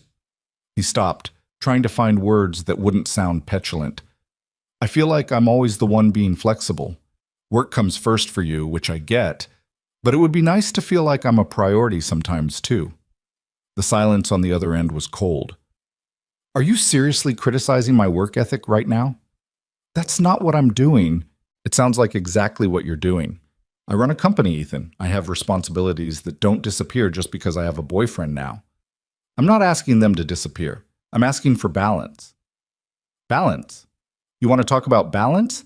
You have a daughter who will always come first, which I completely understand and support. But don't pretend you're the only one making compromises here. That's different. Claire is a kid, and my company employs 300 people. Their livelihoods depend on me making good decisions. So where do I fall in that hierarchy? Somewhere below the board meeting, but above the coffee vendor? That's not fair, isn't it? Because from where I'm standing, it feels like I'm an afterthought you squeeze in between conference calls. He heard her sharp intake of breath. You know what? Maybe this was a mistake. Maybe we were better off as friends because at least then we didn't have these expectations. The words hit like a physical blow. You don't mean that, don't I? Because this is exactly what I was afraid of. The friction, the resentment, the way relationships ruin perfectly good friendships. Ava, I have to go. The meeting's starting. She hung up. Ethan stood in his kitchen, staring at his phone, feeling like he'd just driven their relationship off a cliff over nothing. He'd been frustrated, yes, but he hadn't meant to imply she was choosing work over him. He knew how hard she worked, how much pressure she carried. He called back. It went to voicemail. He texted, "I'm sorry. I shouldn't have said that. Call me when you're done." No response. An hour passed. Then 2. Ethan put Claire to bed, his mind only half on the bedtime routine. Claire noticed because of course she did. "You're sad," she observed. "Just thinking about grown-up stuff, baby." "Did you and Ava have a fight?" "What makes you think that?" "Because you have your fight face on. It's the same face you made when Grandma said your meatloaf was too dry." "My meatloaf is not too dry." "It's a little dry, Daddy." Despite everything, Ethan smiled. "Go to sleep, troublemaker." "Are you and Ava okay?" The question was small and worried. Ethan sat on the edge of her bed, smoothing her hair back. "We had a disagreement, but we'll work it out. That's what people do when they care about each other." "Do you promise?" He wanted to promise, wanted to guarantee that everything would be fine, but he'd learned years ago not to make promises he couldn't keep. "I'm going to try really hard," he said instead. "Is that good enough?" Claire considered this seriously. "Okay, but you should probably say sorry first. That's what you always tell me." "That's very good advice." After she fell asleep, Ethan tried calling Ava again, voicemail. He sent another text. "I was wrong. You're not an afterthought, and I never should have implied you were. I'm sorry." At 11 p.m., his phone finally rang. "Hi." Ava's voice was quiet, tired. "Hi. I'm sorry I hung up on you. I'm sorry I was an ass." "You weren't an ass. You were frustrated. And you were right." "I wasn't right." "Ethan, you were a little bit right. I do prioritize work. I always have. It's how I built the company, and it's probably not healthy, and I'm aware I'm difficult to be in a relationship with because of it." "You're not difficult." "I am. I'm demanding and controlling, and I hate when things don't go according to plan. And relationships are impossible to plan." Ethan heard the exhaustion in her voice, the vulnerability she usually kept locked down. "Where are you?" "Still at the office." "It's 11 p.m. "I know. The meeting ran long, and then I had emails, and She trailed off. "I've been sitting here for an hour trying to figure out how to fix this." "You don't have to fix it. We just have to talk about it." "I'm not good at talking about feelings." "You're doing okay so far." A pause. Then, "Can you come over? To my place? I know it's late and you have Claire, but my mom's here. Let me see if she can stay." Carol, bless her, asked no questions when Ethan explained he needed to go out. She just shooed him toward the door with a knowing look. 20 minutes later, Ethan was letting himself into Ava's apartment with the keys she'd given him the week before. She was sitting on her couch in work clothes, laptop closed beside her, looking small and uncertain. "Hey," he said. "Hey."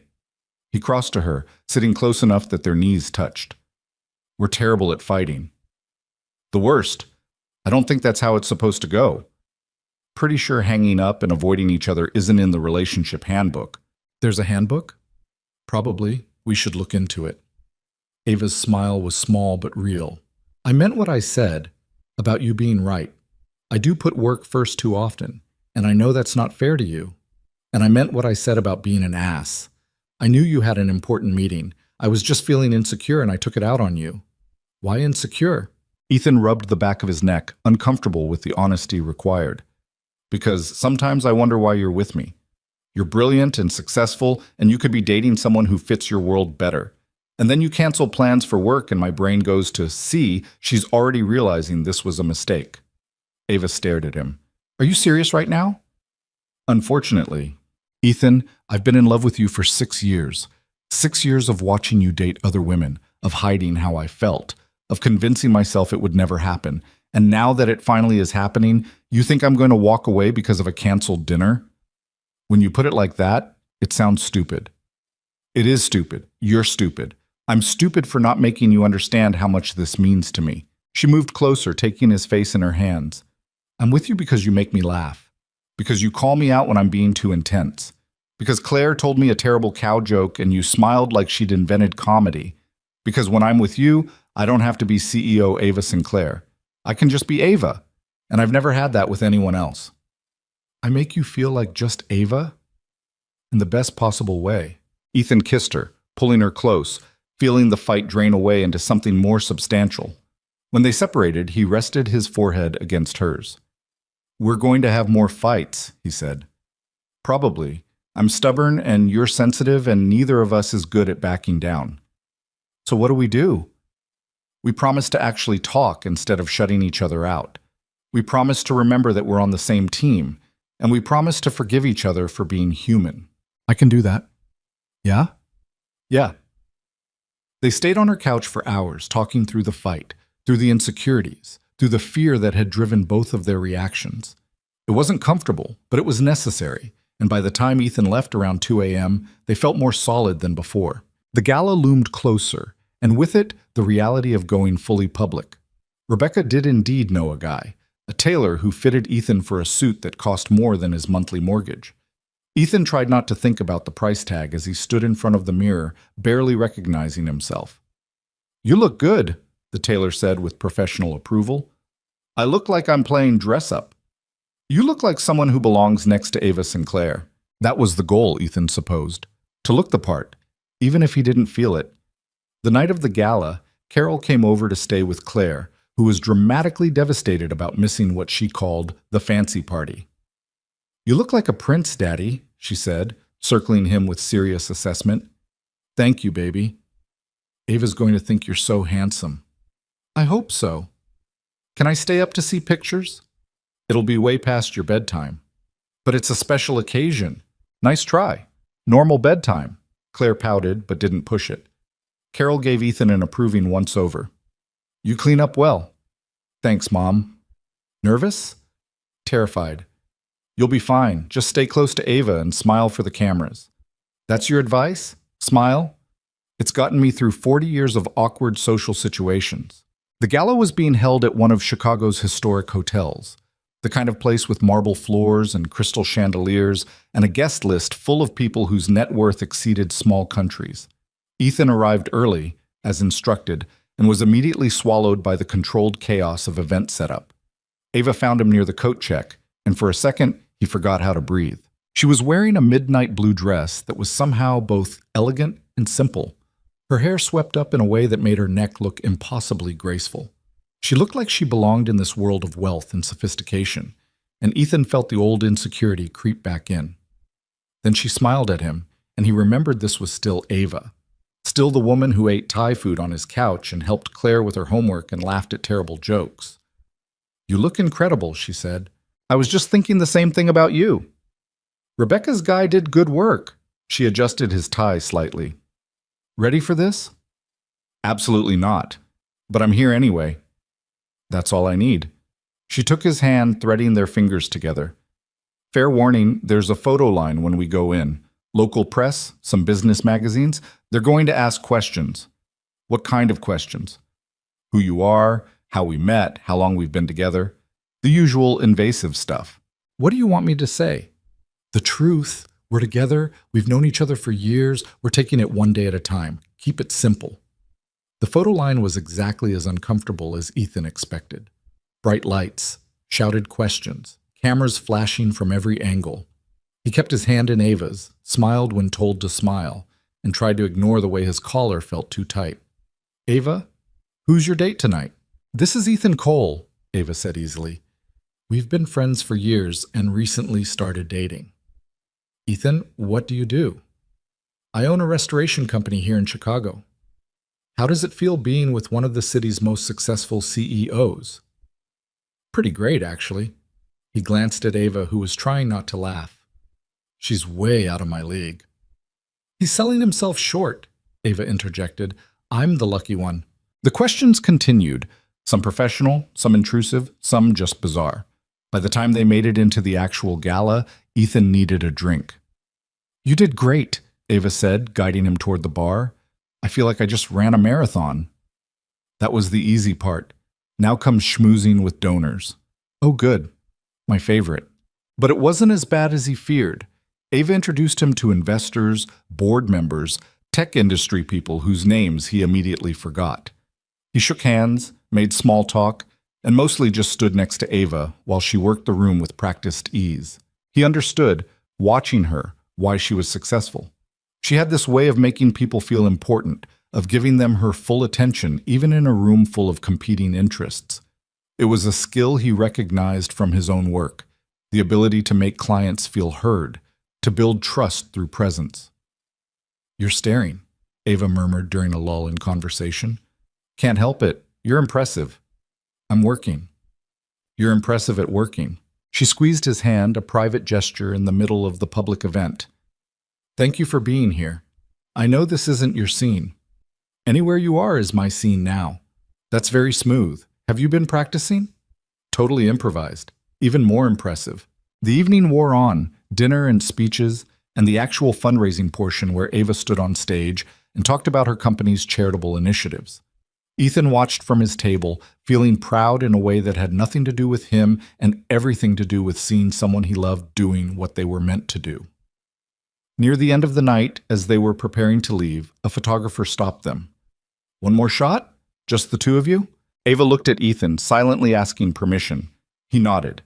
They posed together, Ava's back against his chest, his arms around her waist, both of them smiling like they had a secret the rest of the world wasn't in on, which, Ethan supposed, they did. In the car afterward, Ava kicked off her heels with a groan of relief. I'm never wearing these again. You say that every time. This time I mean it. She leaned her head on his shoulder. Thank you. For tonight. For putting up with all of that. It wasn't that bad. Liar. Okay, it was a little bad, but you were worth it. She turned to look at him in the dim light of the moving car. I love you. The words were simple, stated as fact rather than declaration. They'd said it before, in the heat of confession, in quiet moments, but this felt different, more settled, more sure.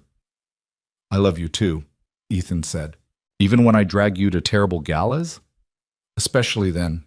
She kissed him, soft and sweet, and Ethan thought about how far they'd come in just a few weeks. From late-night phone calls to this, publicly together, navigating each other's worlds, building something that felt increasingly permanent. It was terrifying and exhilarating in equal measure, but mostly it was right. The photos from the gala hit social media before Ethan made it home that night. He discovered this the next morning when Marcus texted him a screenshot with the caption, "Dude, you're trending on Chicago lifestyle blogs."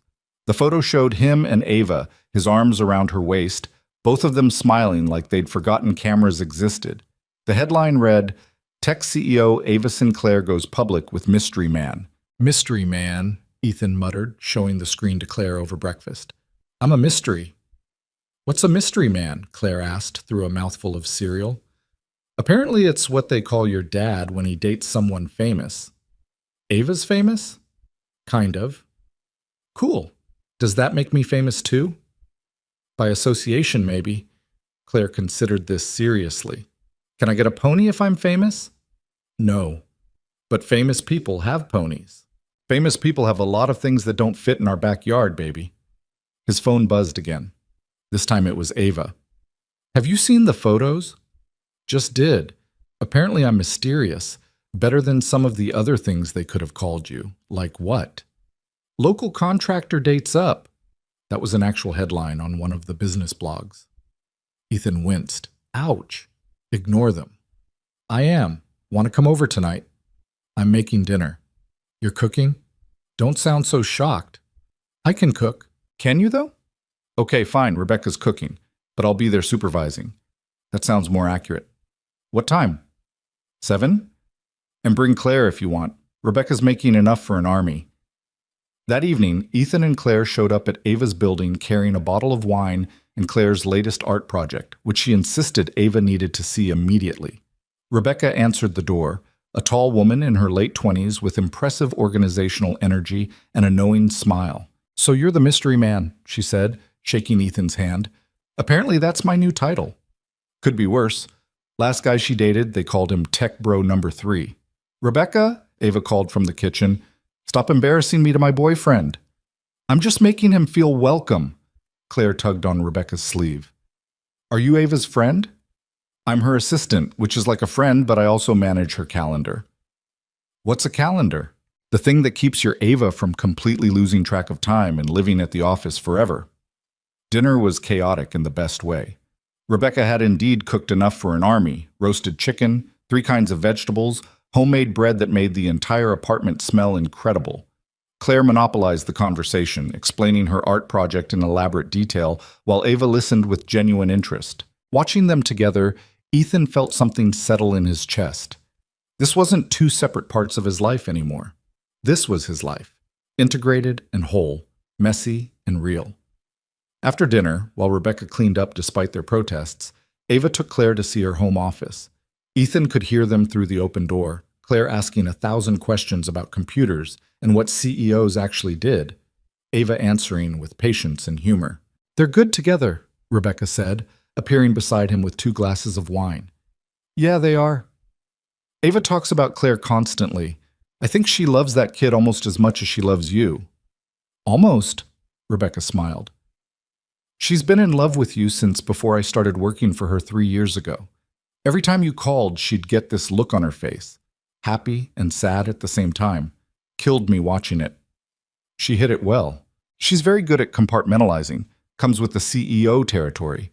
But the feelings were always there. Rebecca took a sip of wine. "I'm glad you finally figured it out. She deserves to be happy, and you clearly make her happy." "I'm trying to." "That's all anyone can do." The following weeks fell into a rhythm that felt simultaneously new and like it had always existed. Ava started staying over some nights, leaving for early meetings from Ethan's brownstone instead of her apartment. Her toothbrush appeared in his bathroom. Her laptop took up permanent residence on his kitchen table. Claire adjusted with the easy acceptance of childhood. She'd wake up to find Ava making breakfast, or come home from school to find her and Ethan reviewing blueprints together, and it all just seemed natural to her. But natural didn't mean simple. One evening in late June, Ethan came home from a job site to find Ava and Claire in the backyard, attempting to build a birdhouse from a kit Ava had bought.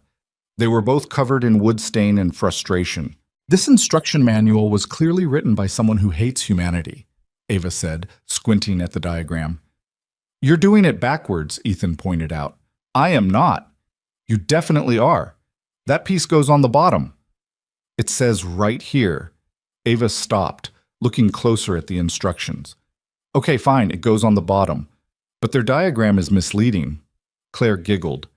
"Ava's not good at building things, Daddy." "I'm excellent at building things. I built a whole company." "That's different," Ethan said, sitting down beside them. "Here, let me help." Together, the 3 of them finished the birdhouse. It was crooked and probably wouldn't attract any actual birds, but Claire was proud of it, and that was what mattered. Later, after Claire was asleep, Ava and Ethan sat on the back porch with glasses of wine, listening to the neighborhood settle into night. "I'm bad at this," Ava said quietly. "Bad at what?" "The domestic stuff. Building birdhouses. Knowing which vegetables Claire will actually eat. Understanding why she can't wear her princess dress to school every day." "You're learning. That's different than being bad at it." "But you're already good at it. You've been doing this for 6 years. I'm coming in late, and I feel like I'm constantly messing up." Ethan set down his wine glass, turning to face her. "You want to know a secret?" "Always. I'm terrible at it too. I just fake competence better. Last week I packed Claire's lunch and forgot to include actual lunch. Just sent her with a bag of carrots and a juice box." "That's not true." "Completely true. My mom had to bring her a sandwich at school. I'm a disaster pretending to be functional." Ava laughed despite herself. "We're both disasters then. Perfect match." She leaned her head on his shoulder. "Do you ever worry that we're moving too fast? That we jumped into this without thinking it through?" "All the time. Do you?" constantly. And then Claire tells me a terrible joke, or you bring me coffee without me asking, or we have a moment like this and I think maybe fast is okay. Maybe we don't have to overthink everything. That's very un-CEO of you. I'm trying to be less CEO in my personal life. How's that going? Terribly. I made a spreadsheet about it. Ethan laughed, pulling her closer. Of course you did. The spreadsheet suggested I need to learn to be more spontaneous. Your spreadsheet gave you advice? It was a very thorough spreadsheet. They sat in comfortable silence, and Ethan thought about how strange and wonderful it was that this had become his life. A year ago, he'd been going on terrible dates and calling Ava afterward to complain. Now she was here, integrated into his world, becoming part of Claire's life, making crooked birdhouses, and admitting to organizational obsessions. It wasn't perfect, but it was real, and real was better. The real test came in July when Ava's mother decided to visit. Diane Sinclair was a force of nature, successful in her own right, opinionated, sharp-eyed, and deeply invested in her daughter's life. She'd been asking to meet Ethan for weeks, and Ava had been putting it off with increasingly transparent excuses. She's going to hate me, Ethan said the night before the planned dinner. She's not going to hate you. She's going to think I'm not good enough for you. She thinks no one is good enough for me. It's a mother thing. Ava was stress organizing his kitchen cabinets, a nervous habit she'd developed. Just be yourself. She'll love you. You don't sound convinced. I'm terrified, okay? My mother has strong opinions and no filter. It's going to be a disaster. Then why are we doing this? Ava stopped organizing and turned to face him. Because you're important to me. Because I want her to know you. Because hiding you from my family feels wrong. Even if it's a disaster? Especially then. Diane Sinclair arrived at Ava's apartment exactly on time, dressed in expensive casual wear and carrying opinions like weapons. She assessed Ethan with the kind of thorough evaluation usually reserved for real estate investments. So you're the contractor, she said. Restoration specialist, Ethan corrected gently. We focus on historical buildings. Semantics. Mom, Ava warned. What? I'm just trying to understand what he does. Dinner was exactly as uncomfortable as Ethan had feared. Diane asked invasive questions about his business, his finances, his plans for the future. She questioned whether he could keep up with Ava's lifestyle, whether he understood the demands of her career, whether this was really sustainable long-term. Ava tried to intervene several times, but Ethan stopped her. He understood what Diane was doing, protecting her daughter, testing him to see if he'd fold under pressure. With all due respect, Mrs. Sinclair, Ethan said during a particularly pointed question about income disparity. I'm not with your daughter because of her money or her status. I'm with her because she makes me laugh, because she's brilliant and kind, and because I've been in love with her for longer than I was willing to admit. Diane raised an eyebrow. That's very sweet, but love doesn't pay bills. No, but I do. I own my home outright. My business is successful. I provide well for my daughter. I'm not looking for Ava to support me financially. I'm looking to build a life with her. And what does that life look like? She works 80-hour weeks. She travels constantly. She has responsibilities you couldn't possibly understand. You're right. I don't understand running a tech company, but I understand working hard. I understand responsibility, and I understand that relationships require compromise from both people, not just one. Ava was staring at him with an expression he couldn't quite read. Diane was studying him with new interest. You have a daughter, Diane said, shifting tactics. Claire, she's 6. And Ava's involved in her life? Very involved. Claire adores her. That's a lot of responsibility to put on a relationship that's only a few months old. It is, Ethan agreed. But Ava and I have known each other for 6 years. We didn't rush into this blindly. We've built a foundation of friendship and trust. The romantic part is newer, yes, but the relationship isn't. Diane was quiet for a long moment. Then unexpectedly she smiled. You're tougher than you look. Thank you? It's a compliment. My daughter needs someone who won't be intimidated by her or by me. Someone who'll stand up for what matters. Is this you giving your blessing? Ava asked carefully. This is me acknowledging that you could do worse. Diane took a sip of wine. Although you could also do better, but I suppose he'll do. Mom. What? I'm being nice. After Diane left, Ava collapsed onto her couch with a groan. I'm so sorry. She was supposed to behave. She was fine. She basically interrogated you for 2 hours. She was protecting you, I get it. Ethan sat beside her, pulling her close. My mom did the same thing when Sarah and I got serious. It's what parents do. But she was so rude. She was direct. There's a difference. Ava tilted her head to look at him. You really held your own. You sound surprised. I'm not surprised. I'm impressed. Most people fold under my mother's questioning. I'm not most people. No, Ava said softly. You're really not. She kissed him, and Ethan thought about how far they'd come. From accidental confessions to family dinners to standing up to intimidating mothers. Each step forward felt like proof that this thing between them could withstand pressure. August brought its own challenges. Ava's company was in the middle of a major expansion, which meant longer hours and more stress. Ethan's biggest restoration project yet, a historic theater downtown, was running into permitting issues and budget overruns. They were both exhausted, both stretched thin, both struggling to find time for each other. They had their second major fight on a Tuesday evening. Ethan had planned a rare date night, reservations at a restaurant that required booking weeks in advance. Ava canceled 2 hours before, citing an emergency board meeting. This is becoming a pattern, Ethan said, trying to keep his voice level. It's not a pattern. It's my job. It's always your job, Ava. When is it us? That's not fair. You know how important this expansion is. And you know how important this relationship is. Or at least, you keep saying you do. The conversation spiraled into familiar territory, accusations of not prioritizing each other, defensiveness, hurt feelings on both sides. They'd gotten better at fighting since that first time, but better didn't mean easy. Maybe we need to take a break, Ava said, the words coming out tired and defeated. Ethan felt his stomach drop. A break? Not a breakup, just some space, to figure out if we can actually make this work with our schedules. Space is just a breakup with better PR. Ethan, no. If you want to end this, say it. Don't hide behind space and figuring things out. Ava's eyes were shining with unshed tears. I don't want to end this, but I don't know how to balance everything. My company needs me. You need me. Claire needs me. And I'm failing at all of it. You're not failing. I am. I missed Claire's school play last week because of a conference call. I keep canceling plans with you. I can't remember the last time I slept more than 5 hours. Something has to give, and I'm terrified it's going to be us. Ethan moved closer, taking her hands. Then we figure it out together. We set boundaries. We schedule time for each other the same way you schedule board meetings. We make it work because the alternative, not having you in my life, is unacceptable. What if it's not enough? Then we adjust until it is, but we don't give up. We don't run away because it's hard. Ava was crying now, quiet tears tracking down her face. I'm so tired, Ethan. I know, come here.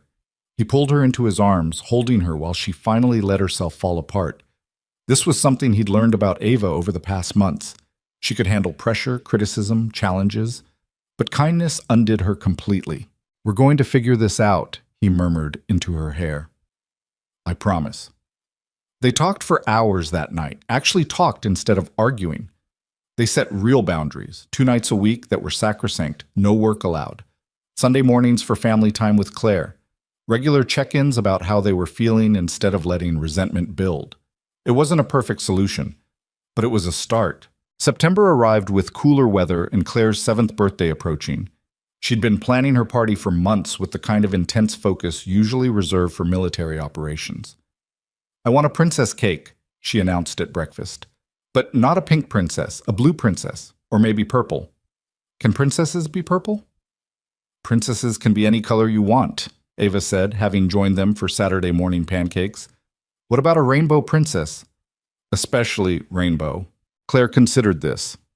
Okay, rainbow princess cake. And I want to invite everyone from my class, and Emma from next door, and Tommy, even though he picks his nose, and how about we cap it at 15 kids?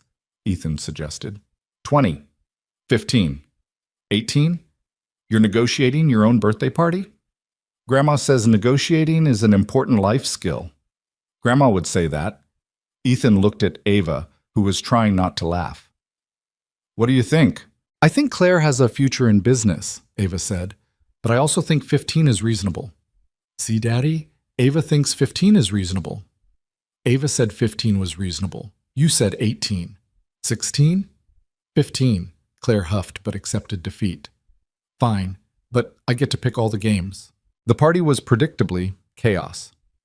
15 7-year-olds hyped up on sugar and birthday excitement was a special kind of madness. But Claire was radiant, and that made the noise and mess worthwhile. Ethan watched Ava navigate the chaos with surprising grace. She organized games, mediated disputes over toys, and somehow convinced a crying child that rainbow cake was better than chocolate. She looked exhausted but happy, like she'd found her rhythm in the madness. After the last guest left and Claire crashed on the couch in a sugar coma, Ava helped Ethan clean up. That was intense, she said, collecting paper plates. Welcome to children's birthday parties. Do they ever get less overwhelming? I'll let you know in about 10 years. Ava paused, trash bag in hand. You think we'll still be doing this in 10 years? Doing what? Birthday parties? This, us, being together. Ethan stopped cleaning and looked at her properly. Where's this coming from? I don't know. Today just felt very domestic, very real, like a glimpse of what our life could look like long term. And that scares you? A little, but mostly it feels right. She set down the trash bag. I've been thinking about something. Okay. My lease is up in 2 months. I didn't know that. I've been avoiding thinking about it because renewing means staying separate, but not renewing means making a decision about us. Ethan's heart started beating faster. What kind of decision? The kind where I ask if you've thought about me moving in, not immediately, but eventually, if that's something you'd want. He'd thought about it. Late at night, when Ava was asleep beside him and the house was quiet, he'd imagined what it would be like to have her there permanently, her coffee cup in the cabinet, her shoes by the door, her voice filling the spaces that had been empty for so long. I've thought about it, he said carefully, but I want to make sure you're ready, that it's not just convenient or practical, that it's what you actually want. I want it, Ava said, no hesitation. I want to wake up here. I want to have breakfast with you and Claire. I want this to be home. What about your apartment? Your space? I love my apartment, but I love this more. I love you more. Ethan crossed to her, pulling her close. Then yes, move in, make this home. She kissed him, and through the doorway they could hear Claire's sleepy voice. Are you guys being mushy again? They broke apart, laughing. Go back to sleep, troublemaker, Ethan called. Can't sleep, too much cake. That's what you get for eating 3 pieces. Worth it. The logistics of combining their lives took weeks to sort out. Ava kept her apartment initially as a backup office, but slowly her things migrated to the brownstone. Her clothes in the closet, her books on the shelves, her presence everywhere, making the house feel fuller and more alive. Claire adapted faster than either of them expected. She started calling Ava's room instead of the guest room. She'd knock on their bedroom door in the mornings wanting breakfast, accepting Ava's presence as natural and unchanging.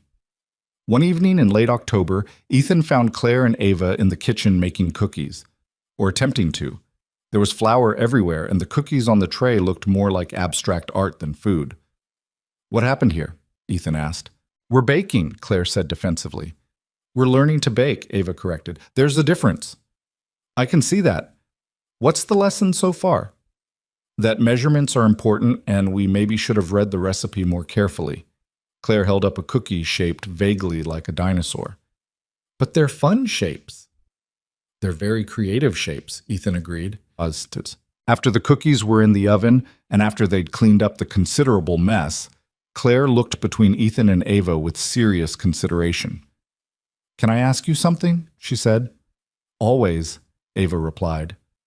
Are you going to be my mom now? The question hung in the air, heavy with implications neither adult had fully prepared for. Ava's eyes went wide, and Ethan could see her trying to formulate an answer that wouldn't hurt or confuse. I'm not your mom, sweetie, Ava said gently, kneeling down to Claire's level. You had a mom who loved you very much. Nobody can replace her. I know. I don't remember her that much anymore, but Daddy tells me stories. Those stories are important, Your mom is always going to be your mom. But you live here now, and you help me with homework, and you make me breakfast sometimes, even though you're bad at it. Hey, Ava protested mildly, you burned the toast 3 times last week. Fair point. Claire's expression was thoughtful, working through something complex. So what are you then?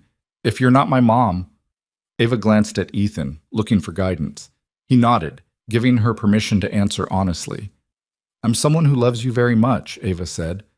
I'm someone who wants to be part of your life and help take care of you.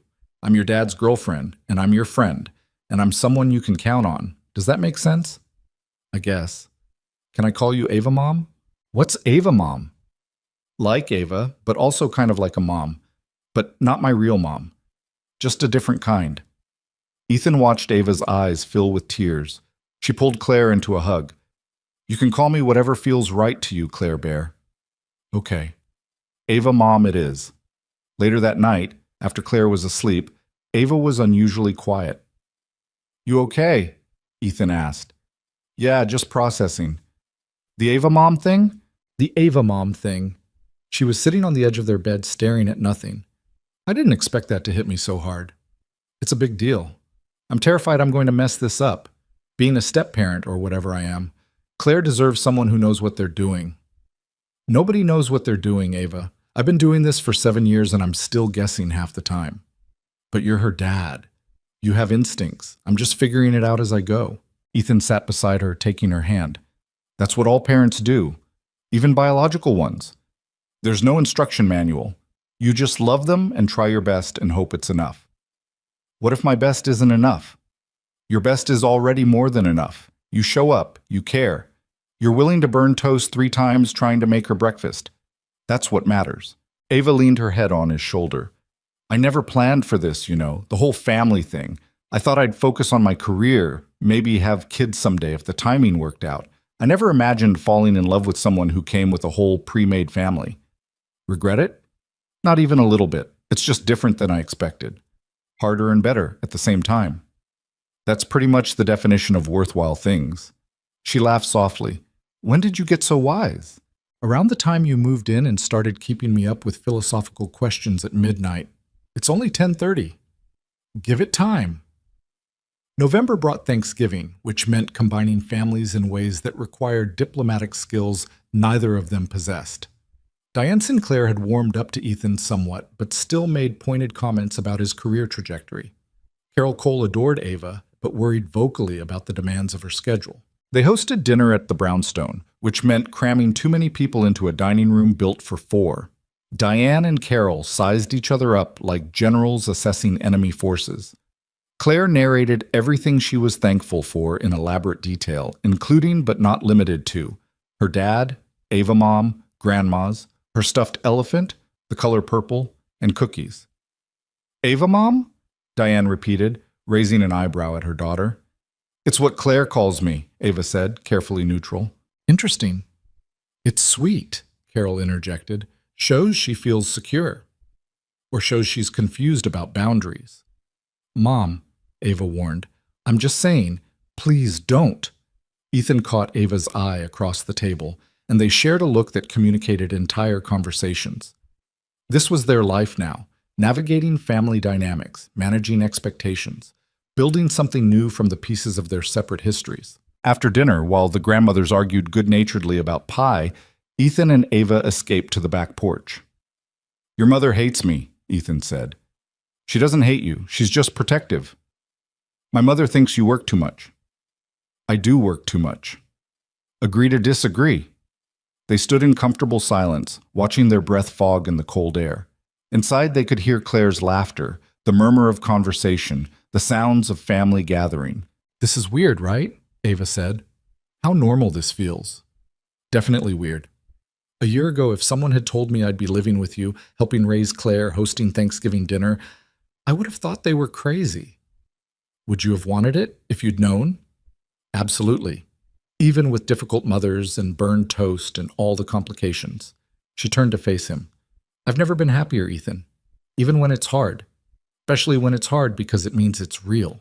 He pulled her close, kissing her cold nose. I love you. I love you too. Even when you leave wet towels on the bathroom floor. That's true love right there. December arrived with early snow and Claire's school winter concert. Ava had blocked off the entire evening on her calendar, ignoring 3 meeting requests and 1 minor crisis that her team handled without her. They sat in uncomfortable auditorium chairs, watching Claire butcher jingle bells with her classmates, and Ethan felt overwhelmingly grateful for this moment, for this woman beside him, for the messy, imperfect life they'd built together. After the concert, Claire insisted on hot chocolate, so they stopped at a diner on the way home. She was still buzzing with performance energy, talking nonstop about how Tommy forgot his lines and how her teacher said she sang very loud, which was probably a compliment. "You were great, Claire Bear," Ava said, stealing a sip of Ethan's coffee. "Did you see when I waved at you?" "We saw. Very professional." That's what I thought too. Ethan watched them together, Ava patient with Claire's endless chatter, Claire glowing under Ava's attention, and thought about how far they'd all come, from late-night phone calls to this, from hidden feelings to open love, from separate lives to shared everything. It hadn't been smooth. They'd fought and doubted and made mistakes. They were still making mistakes, still figuring out how to balance careers and family and relationship. But they were doing it together, and that made all the difference. Christmas Eve found them at Carol's house, continuing the traditions Ethan had maintained since Sarah died. They read the same stories, made the same cookies, followed the same rituals that gave Claire a sense of continuity and comfort. But this year, Ava was part of it. She helped Claire hang stockings and left cookies for Santa and read bedtime stories in different voices that made Claire giggle. After Claire finally fell asleep, Ethan and Ava sat by Carol's fireplace with glasses of wine. "Thank you," Carol said quietly. "For what?" Ava asked. "For making my son happy again, for loving Claire, for fitting into our family like you've always been here. Thank you for letting me in. I know it can't be easy watching someone new take up space in traditions that belong to Sarah." Carol reached over and squeezed Ava's hand. "Sarah would have liked you. She would have wanted this for Ethan, for Claire. She was practical like that. She wouldn't have wanted them to be alone forever." Ava's eyes were shining. "I hope I'm doing right by her memory." "You are. You're giving them a future while honoring their past. That's all anyone could ask." Later, back at the brownstone with Claire tucked into bed dreaming of presents, Ethan and Ava wrapped last-minute gifts in the quiet living room. "I have something for you," Ava said, pulling out a small box. "We said no gifts." "We said no expensive gifts. This isn't expensive." "Well, it is, but that's not the point." She handed him the box. Inside was a key, simple, silver, unremarkable, except for what it represented. "It's a key," Ethan said, confused. "It's the key to my old apartment. I finally gave it up. Officially. This is me saying I'm all in. No backup plan. No escape route. Just this. Us. Home." Ethan felt his throat tighten. "Ava, I know we didn't start this the traditional way. We skipped steps and rushed things and probably did everything backwards. But I don't regret any of it. This past year has been the best year of my life." He set down the key and pulled her close, kissing her deeply. When they broke apart, he rested his forehead against hers. "I have something for you too," he said. "We said no gifts. You just broke that rule. I'm following your lead." He pulled a small velvet box from his pocket, and Ava's eyes went wide. "Ethan, let me say this before I lose my nerve." He opened the box, revealing a simple diamond ring. "I know it's fast. I know we've only been officially together for 8 months. I know all the logical reasons why we should wait, but I also know that I loved you for years before we got together. I know you fit into my life like you were always meant to be here.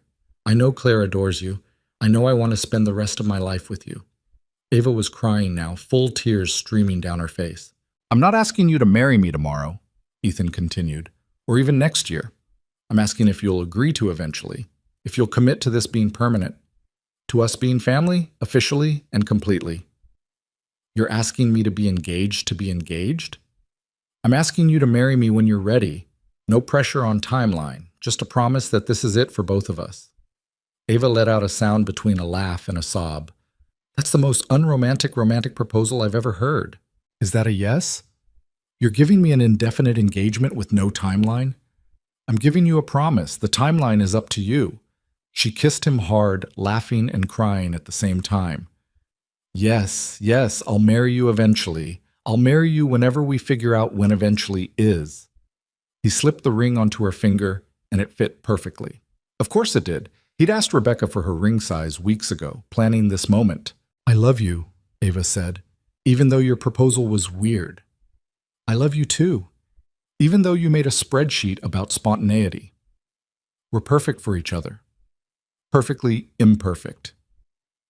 They sat together in the quiet living room, surrounded by half-wrapped presents and the detritus of family life, and Ethan thought about the strange journey that had brought them here. An accidentally overheard phone call, 6 years of hidden feelings, the courage to risk a friendship for something more. It hadn't been easy. It probably wouldn't be easy going forward. They'd still fight about schedules and priorities and who forgot to buy milk. They'd still struggle to balance work and family and relationship. They'd still make mistakes and doubt and fear, but they'd do it together.